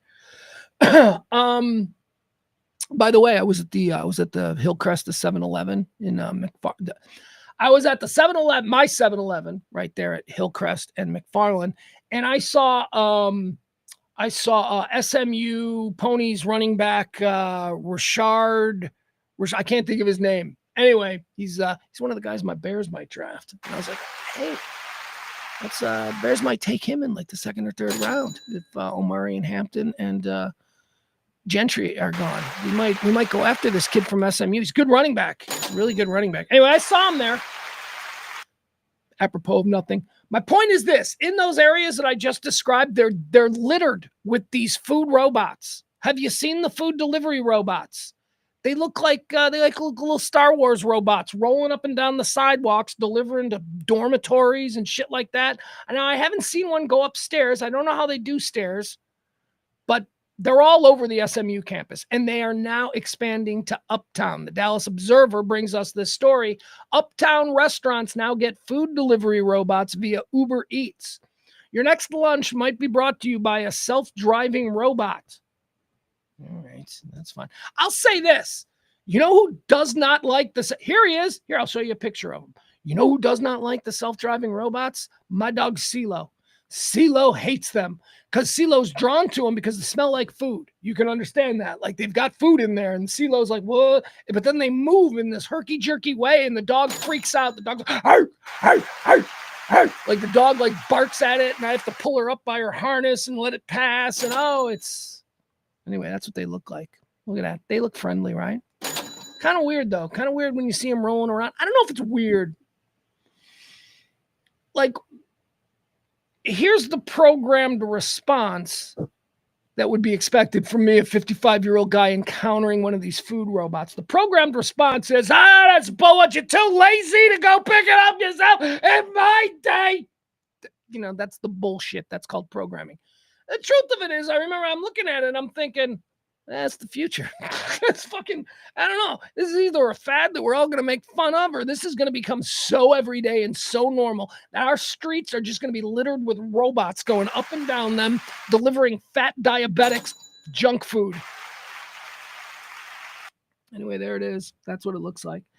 Let's see here. Let's go into the story. We'll tell you about how you can take advantage of this. It says, why move a 2-pound burrito in a 2-ton car? That's the question. Dr. Ali Kashani, the CEO of Serve Robotics, is asking. Serve Robotics recently launched here in Dallas. The question is a driving force behind the California-based Serve Robotics. Through a partnership with Uber Eats, Serve Robotics will look like large coolers on wheels and will be rolling out meals for delivery in Uptown. Customers can't exactly request a robot, but there's a chance it'll be picked up by one if your delivery address is within a certain distance. So is that the thing?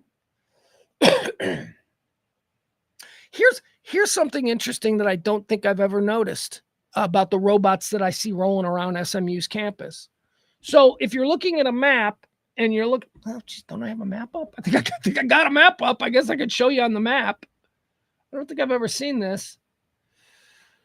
All right, here we go. Let me try this.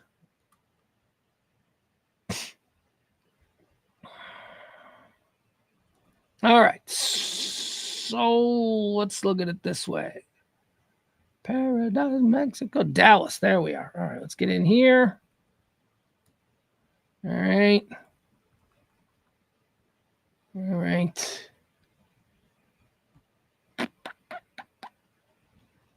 Hold on, guys. Hold on.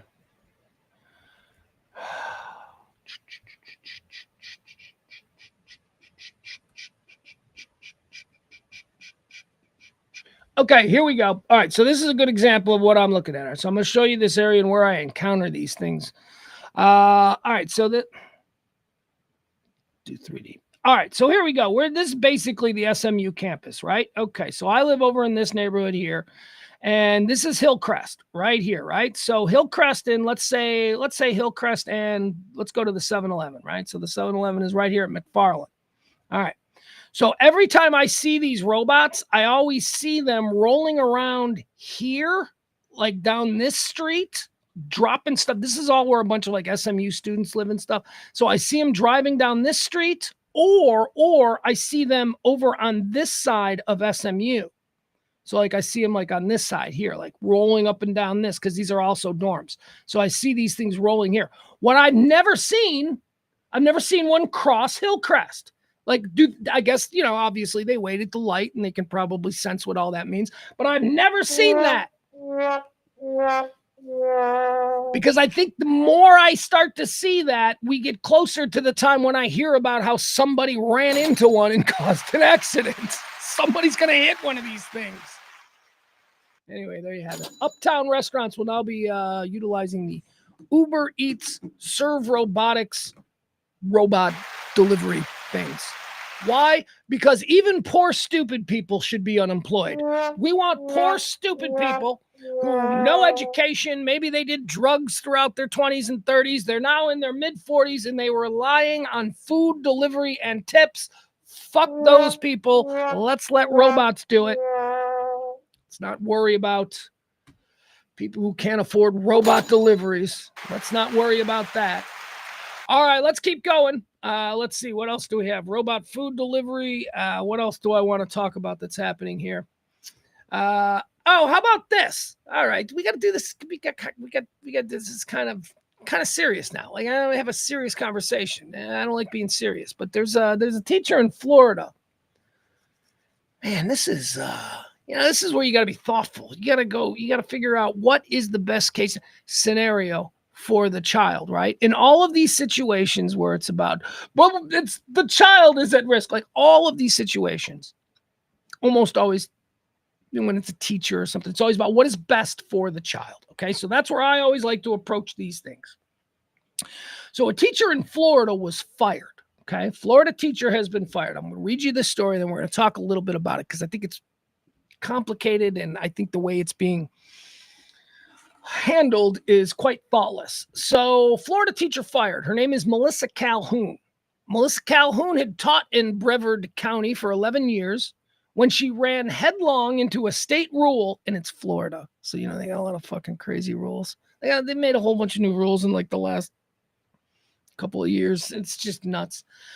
Same here in Texas, though. Same, Texas, we do a lot of crazy rules, too. Like, remember, you got that Paxton's wife trying to make it so that you can't order anything sexy online without pulling out your driver's license. State of Texas needs to know who the perverts are.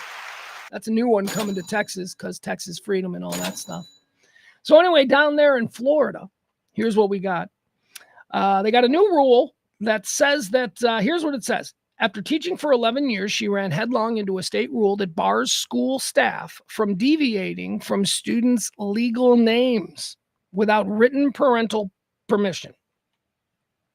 So you know what this is, right? This is this whole trans thing. It's which I just get so.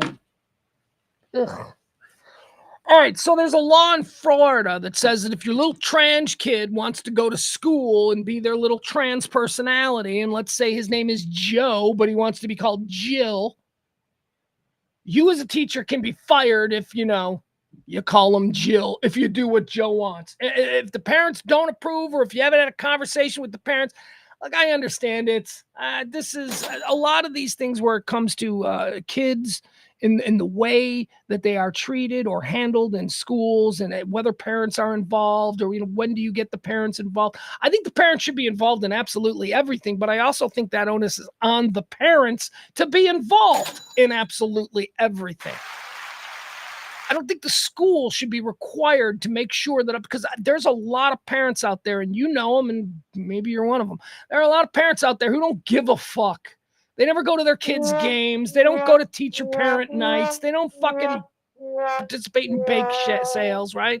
So there are a lot of detached parents.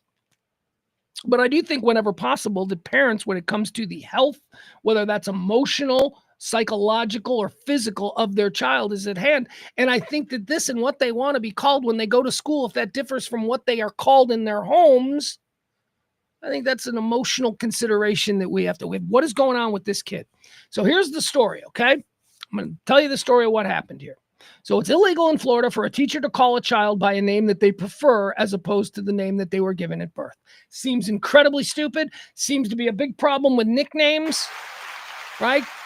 Teacher can't call a kid by a nickname, even if that's his preferred nickname. How does that work if the dude's name is Henry and he prefers to go by Hank? Is that teacher now going to get fired? Because old Henry's birth certificate says Henry, but that's his legal name, and she's not calling him that. If a parent complains, and that's exactly what happened here. No kids complained. The parents of the child who was going by a different name didn't complain. Some rabble-rousing bullshit parent of another kid complained. Some rabble-rousing nonsense bored, probably borderline pill-popping alcoholic son of a bitch woman, because it's always some woman, some Karen. She heard that there's a trans kid in her kid's class, and she heard that the trans kid is being called Jill when he should be called Joe because he's a boy. And she decided to go to a teacher's school board meeting and turn it into a thing. Mind your own fucking business, lest you end up like the wife of Weezer's bass player. Mind your own fucking business. We have no reason to believe that Melissa Calhoun, who is a middle school teacher for 11 years, we have no reason to believe that she is anything other than fine at her job. Hell, the Florida Board of Education has approved her 11 years in a row to be teacher of children.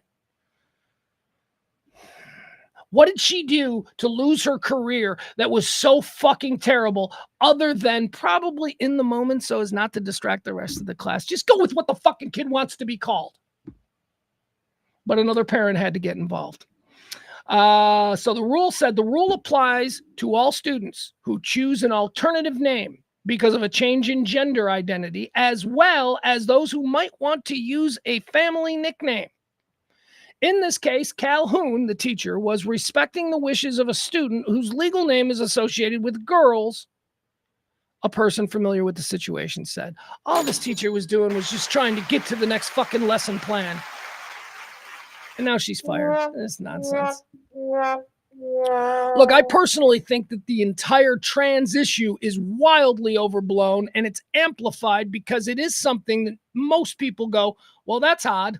That's not something that I'm used to. And because of that, people are intrigued by the unknown, intrigued by the weird.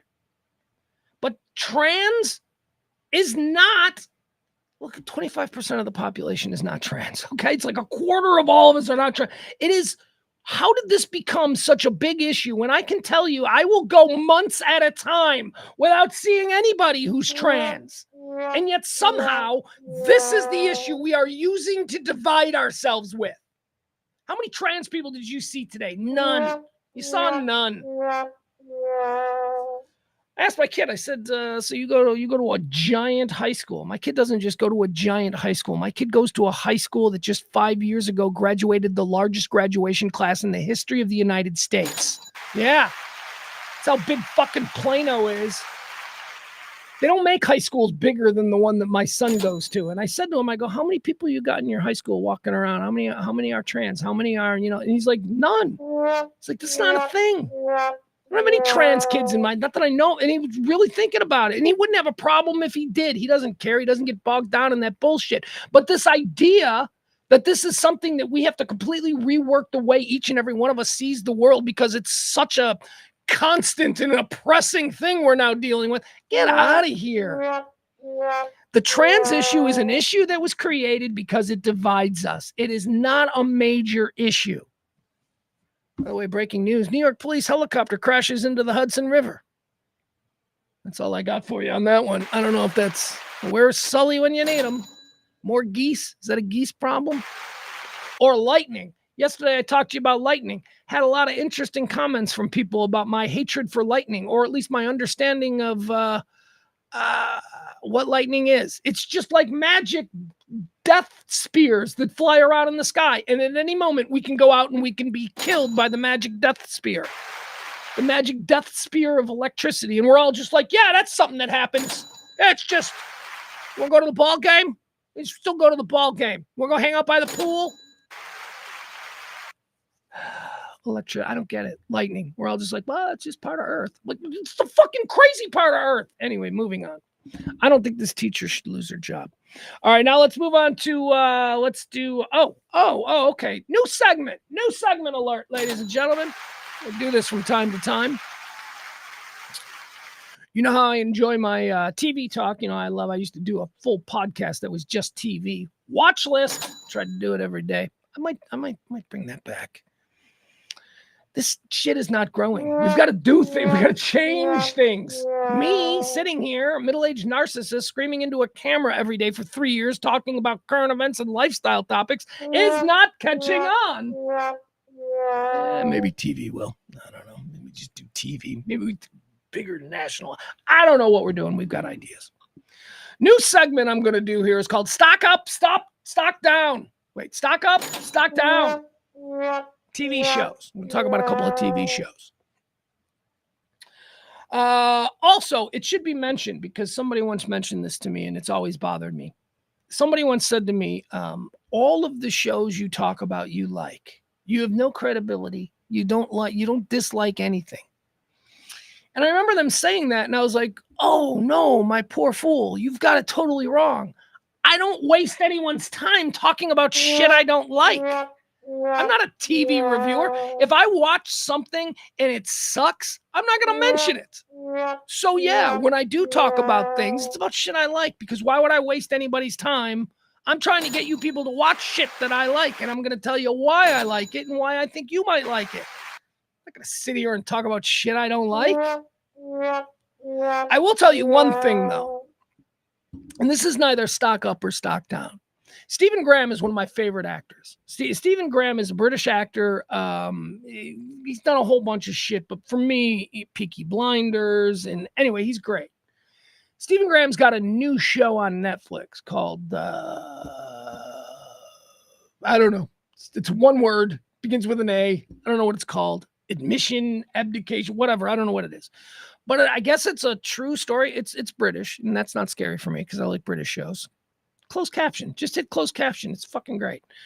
I can't understand when they speak too fast in English in British words. It's closed captioning. Trust me, it'll change your world. You'll watch all kinds of British stuff now with closed captioning. It's so much easier. Stephen Graham's got this new show on Netflix, and everybody keeps telling me I gotta watch it. It's a story about dead kids, right? I'm sorry. I just can't get up. Everyone is talking about how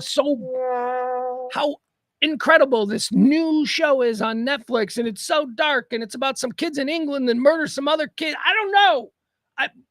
That is not something I'll watch. And I love Stephen Graham, and I'm like, oh, he's great, but I just don't want to mentally go there. You guys know one of the things that I talk about all the time, I'm very proud of. This show has replaced my therapy sessions. I come in here every day, and I just vent. I just let it all out. Now, nobody really helps me with it the way a therapist would, but it's cathartic to me, you know? So I'm very fragile mentally a lot of times. I'll watch a commercial and I'll start crying and it'll put me in a bummed out mood because of a stupid commercial where a dog was so cute. Like, that'll ruin me. So I'm sorry. I don't want to, I can't watch the Stephen Graham Netflix show. Everybody keeps asking me, have you seen it yet? Have you seen it yet? And I'm like, I probably should, but I can't because I'm not strong enough. Dead kids. All right. I'm trying to get some information. We got a New York City Police Department. A helicopter has crashed into the Hudson River. It is breaking special report news. Helicopter crashes in the Hudson River near New York City. Breaking. We're going to stop everything. We're going to stop everything. And we're going to tell you about a helicopter that went down in the Hudson. Major breaking news. This is that fucking New York bias. This is not a big deal. If this fucking happened in Pittsburgh, they wouldn't be breaking into the news. This is only happening. We're only seeing this because it's convenient to them. Well, we just happen to have cameras down there. Let's go wire to wire with coverage of this because it happened 2 blocks away. We're going to act like this is the biggest story. Anyway. Looks like it crashed off Pier 40 there in the Hudson River. Helicopter crashes in the Hudson River in New York City. That's all the information we have. All right, back to Stock Up, Stock Down TV talk. So I'm not talking about the Netflix Stephen Graham affliction show. It seems very dark. Seems very sad. It's so dramatic. Yeah, I don't need real dramatic like that. I don't think, I don't know if that's a thing. At some point I might watch it because if it's too good, if it is too great, then I'll have to watch it.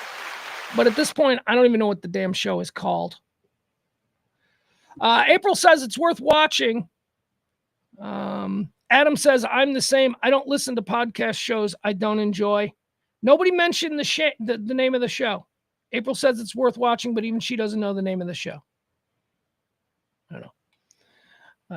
Is it not British? I think it's British because Stephen Graham is British. I thought it happened in England. Now I got people saying British, LOL. It's not. Adolescence. That's what it is. Adolescence. All right. And April's like, it's only 4 hours. So it's just 4 hours of me being sad. I'd probably be more optimistic if I learned it was 8 hours. Because I'd be like, well, at least then there's probably some episodes with some, lightness. I don't know. I can't get myself. And I love Stephen Graham. Anyway, there we go. All right, so let me talk Stock Up, Stock Down, a couple of shows that. First, we're going to go stock down.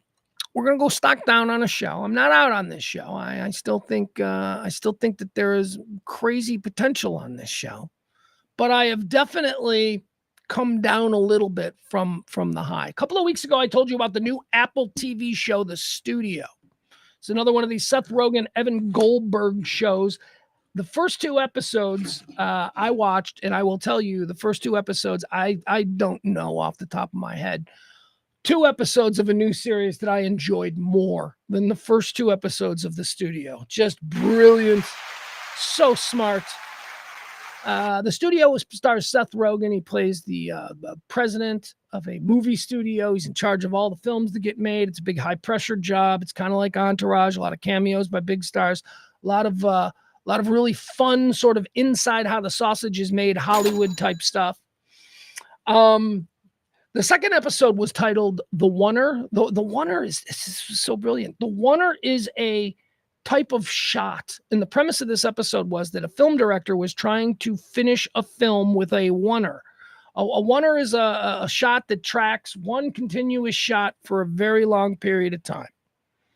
Think the opening of Saving Private Ryan. Think Goodfellas, where Henry Hill is walking into the club through the back door, saying hi to everyone in the kitchen, and then pointing out all the people as they would. That's a oneer. That's one of the great oneers. So the premise of this episode was that this director was trying to do this very difficult oneer, and Seth Rogen, as president of the studio, was going to be on set because he loves this kind of stuff, and he loves oneers, and he loves how difficult they are, and he wants to be there because this will be a movie moment. That's the premise of episode 2. The entire episode is shot as a oneer. It's about a oneer, but also about 10 minutes in, I realized there has not been a single fucking edit in this episode. This is all one camera tracking it's just brilliant. And I get off on that kind of television making and that kind of, so cool.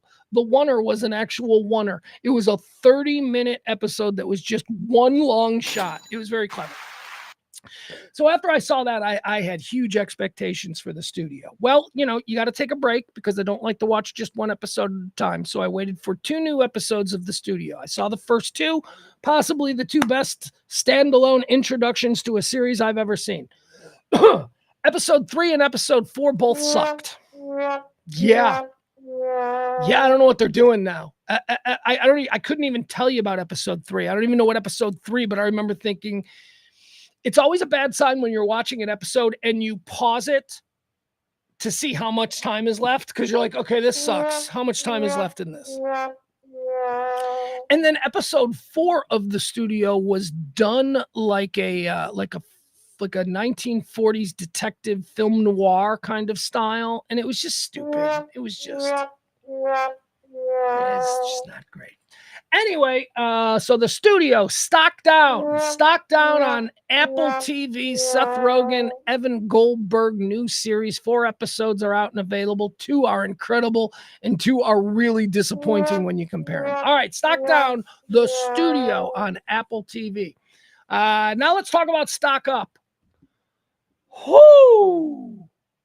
Oh my God. Again, only 2 episodes in this brand new television series with another terrible name. I hate the name of this series. As a matter of fact, when I saw originally, I skipped over it because I went, well, that sounds like the name of a show for stupid people. That sounds like a really dumb, too on the nose name for a fucking show, and I will never watch it. Then I learned a little bit more about it, and I'm like, oh, apparently I got to watch this. Stupid name and all. I guess I'm going to have to watch it. It's on Paramount Plus. It's brand new. It's only 2 episodes in, and it is called Mobland. Mobland.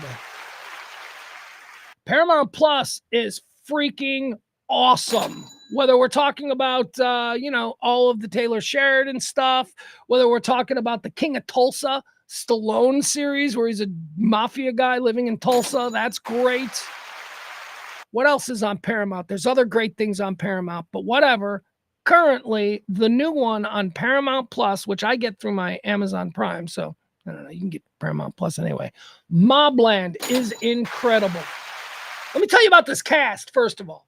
Well, let me tell you about the pedigree of Mobland, why I can get past that stupid on-the-nose name.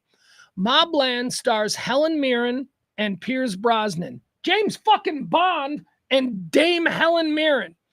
They're a couple of London-based, they are a crime family. They are a modern Irish gangsters. They're Irish. They operate as Irish gangsters in London. And they are like the biggest crime family in London at the moment. Okay, so that's the mom of the crime family, Helen Mirren, who is a fucking psycho in this. And then there's the dad, who is the godfather, who's kind of the boss. And that's Pierce Brosnan, of course, James Bond. Now, the third star of the show is the reason that I'm like, you can't miss this show. The third star of the show is sort of the street boss for the family. Pierce Brosnan lives as an English gentleman at this point in his criminal career. He lives in a giant mansion and his wife, and he controls everything, all the crime in London through his puppet strings, right? But he's got a street boss, and that son of a bitch is Tom Hardy in one of the coolest roles Tom Hardy has ever played. He's a fixer, he's a cleaner, he's a hitman. He makes all problems go away, and he is heartless. While at the same time being that charming son of a bitch we all know and love named Tom Hardy. I don't know how he plays this role. He's a fucking psycho who does horrible things to people. And then, you see him like in a pub with his friends, and you're like, oh, he's totally cool. Oh, he's a cool character. I don't know what this is. Show's called Mobland. First 2 episodes, guys. I can't tell you how good this was. Again, the title, I don't love the title. It sounds way too on the nose and stupid, but it's the story as it's unfolding in the first 2 episodes has been mind-blowing. Again, every now and again, there have been a couple of shows this year that I've gotten very excited about. I got excited about the first 2 episodes of The Studio, but now we know that that's stocked down. I got very excited about the FX series Say Nothing about the Irish Republican Army in the 1970s and 80s in Northern Ireland. I loved that. I was very excited about that. I got to tell you, Mobland is got me as excited as Say Nothing in a different way. Mobland is incredible. All right, here's what I want to show you. I want to watch the trailer. You're going to sit here, you're going to watch this trailer for Mobland, and then you're going to go home tonight and you're going to be like, I got to watch this show. You really do have to watch this show. All right, here we go. This is Mobland. Again, it's only 2 episodes. Brand new episodes debut on Paramount Plus on Sundays. I think it's Sunday nights. So it's another one of these deals where now I'm being held hostage by a show that airs weekly that I just need to know what happens next. Oh, and here's the other super awesome thing about this. I told you the cast: Helen Mirren, Pierce Brosnan, Tom Hardy, a bunch of other Patty Considine. Oh, if you like Game of Thrones. So all of these like really cool, really great actors with really dependable chops. Written, directed, and created by Guy fucking Ritchie. Guy Ritchie! This is a Guy Ritchie TV show about gangsters in London. How has that worked out for Guy Ritchie in the past? Pretty fucking great. God, I love Guy Ritchie. All right, here you go. You're going to go home. You're going to watch this tonight. It's the new series on Paramount Plus, Mobland. Name's Conrad Harrigan, family man. And if you cross my family, well, you'd better pray.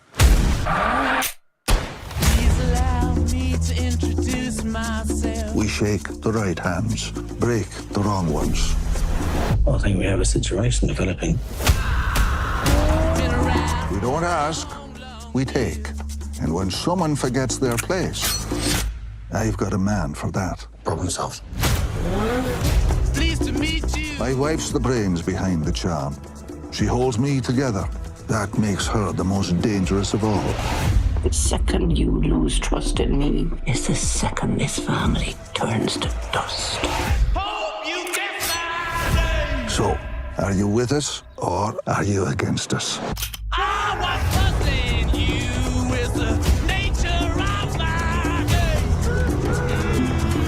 Because power is a hungry thing. And there's always a rat bastard looking to take what's mine. What is this, in Taliban? Oh, no. When combat gets going, I mean, like, really going, you're gonna wish you was. Mobland.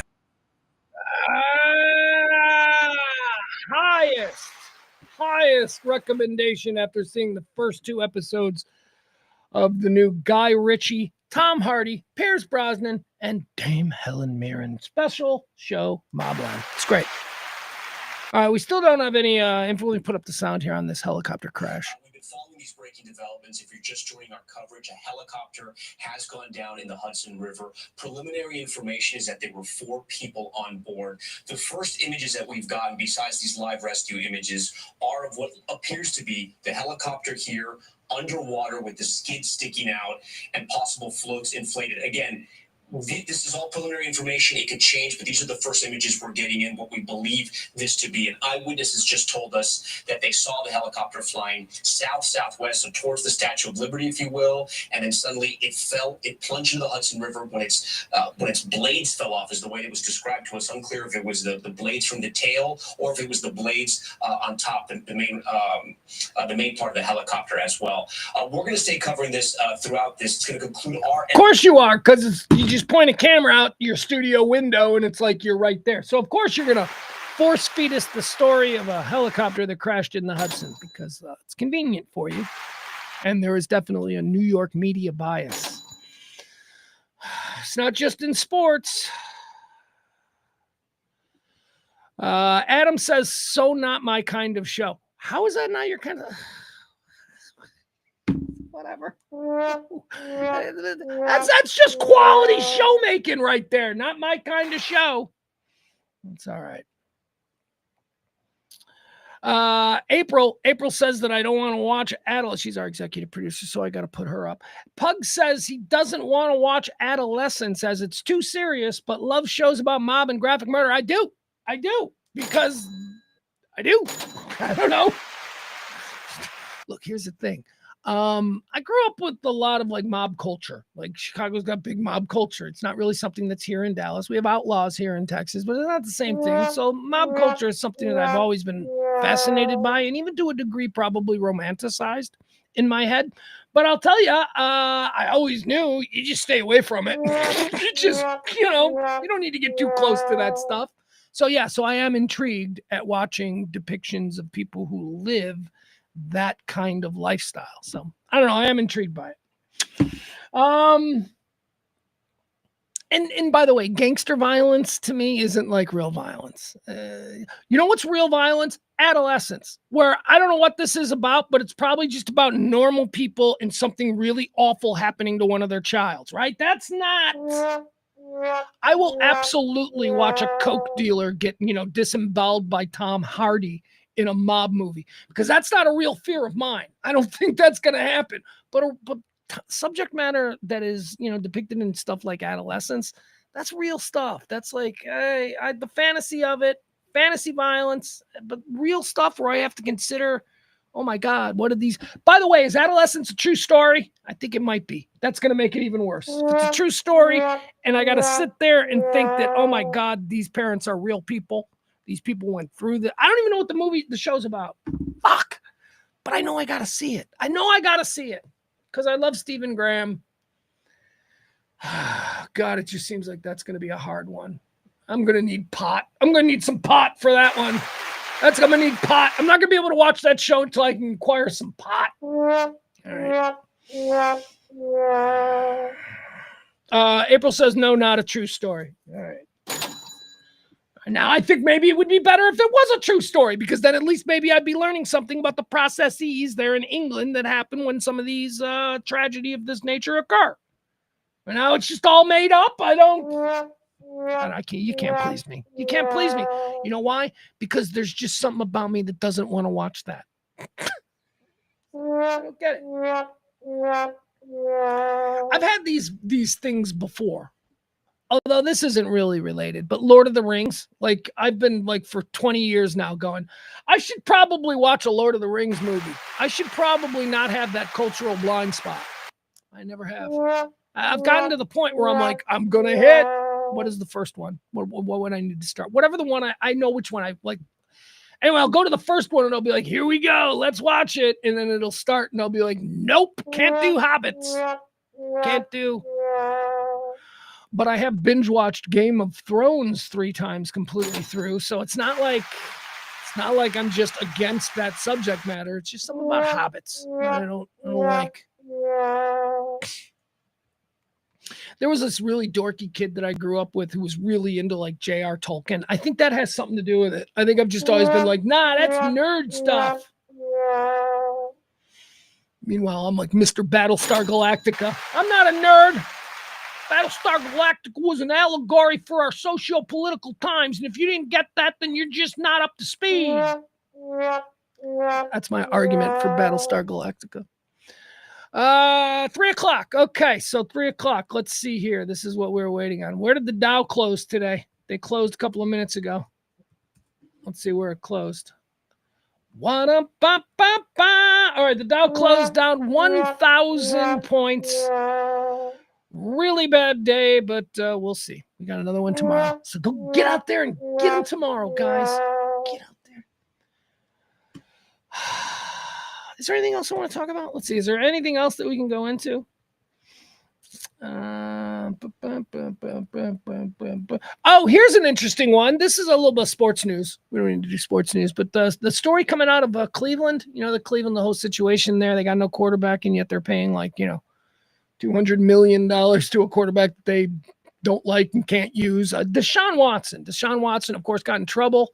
He was in Houston. He was a great quarterback. At the time this all went down, one of the best quarterbacks in football.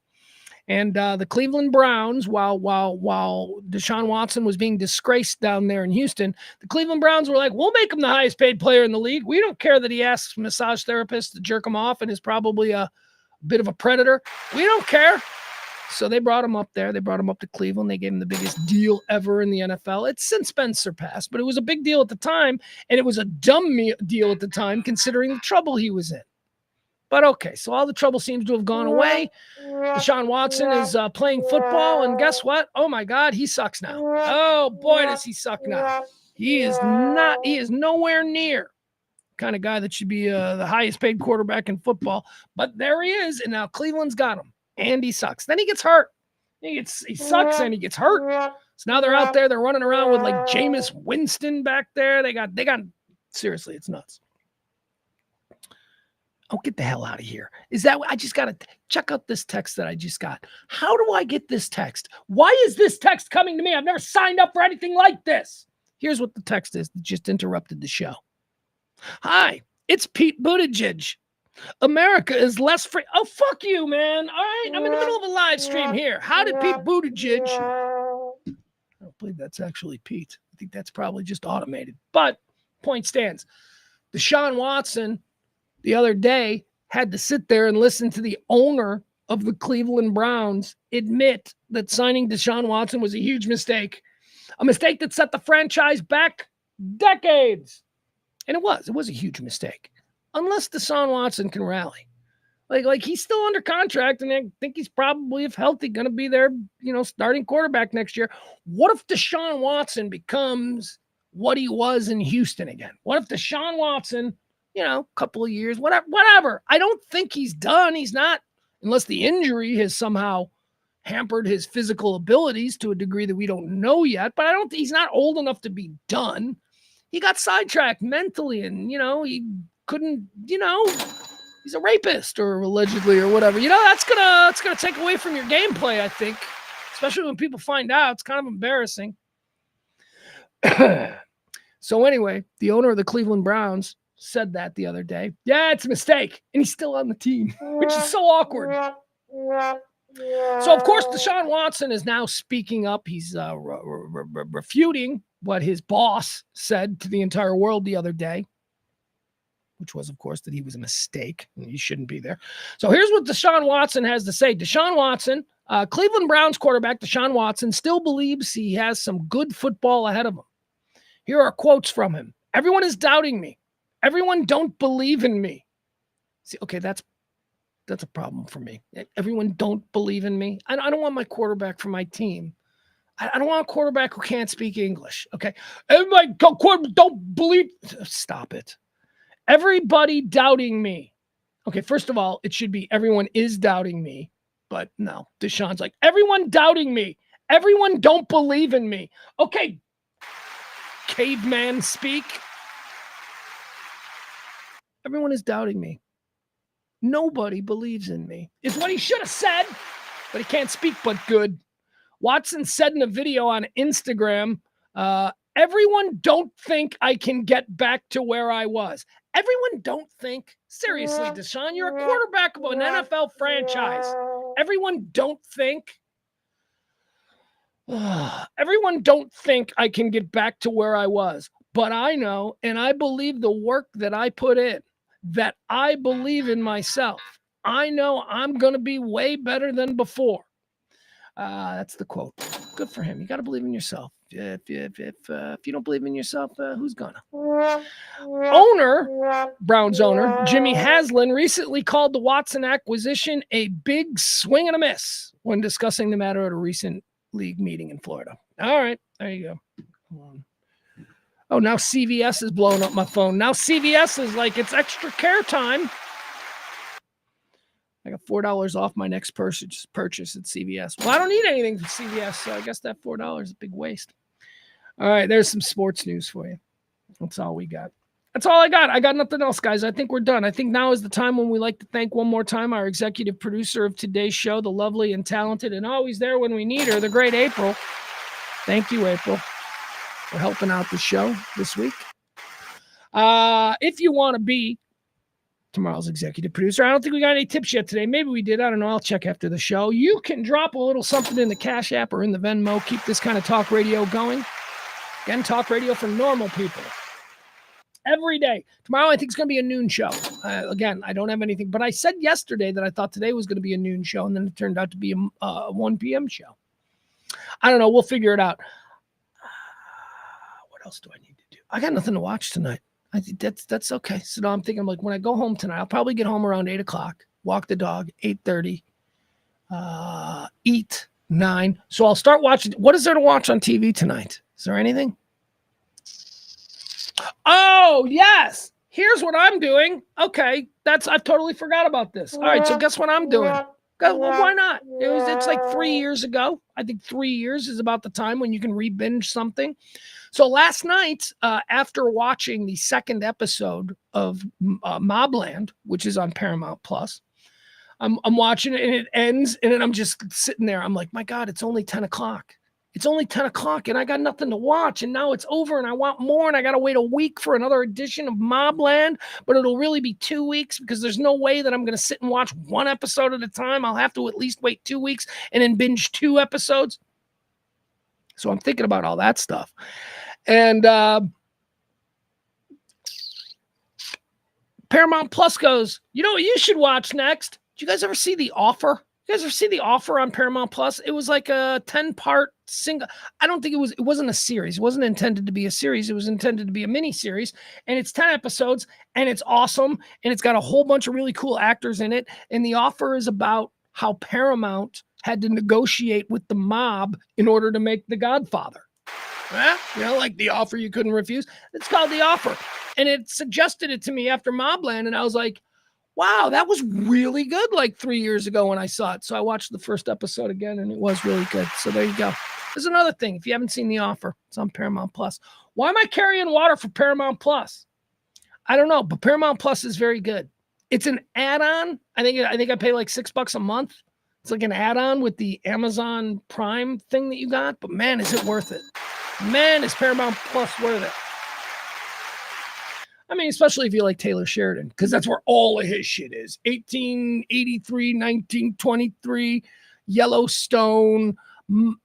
What's the new one? Doesn't he have a new one that's pretty cool? Landman. Hello. Oh, that's the other one I forgot from this past TV season. Landman is a terrific series. Terrific.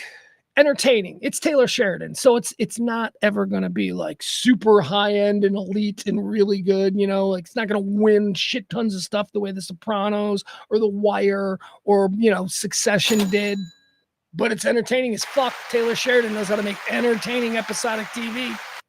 Perfect for binging. All right, so there you go. Maybe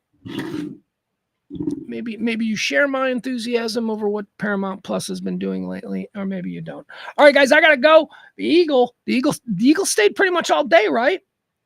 Oh, here, watch. I'll show you how the Eagle fucks up. This is so funny. So this is the remote control for the lighting, right? So when I try to change the lighting, watch what happens when I change the lighting. Watch what happens to the Eagle. Oh, something's happening. Do it one more time. Oh. Don't know. I don't know why this remote controls the TV. This remote and this remote apparently are on the same. That's kind of stupid shit we do here.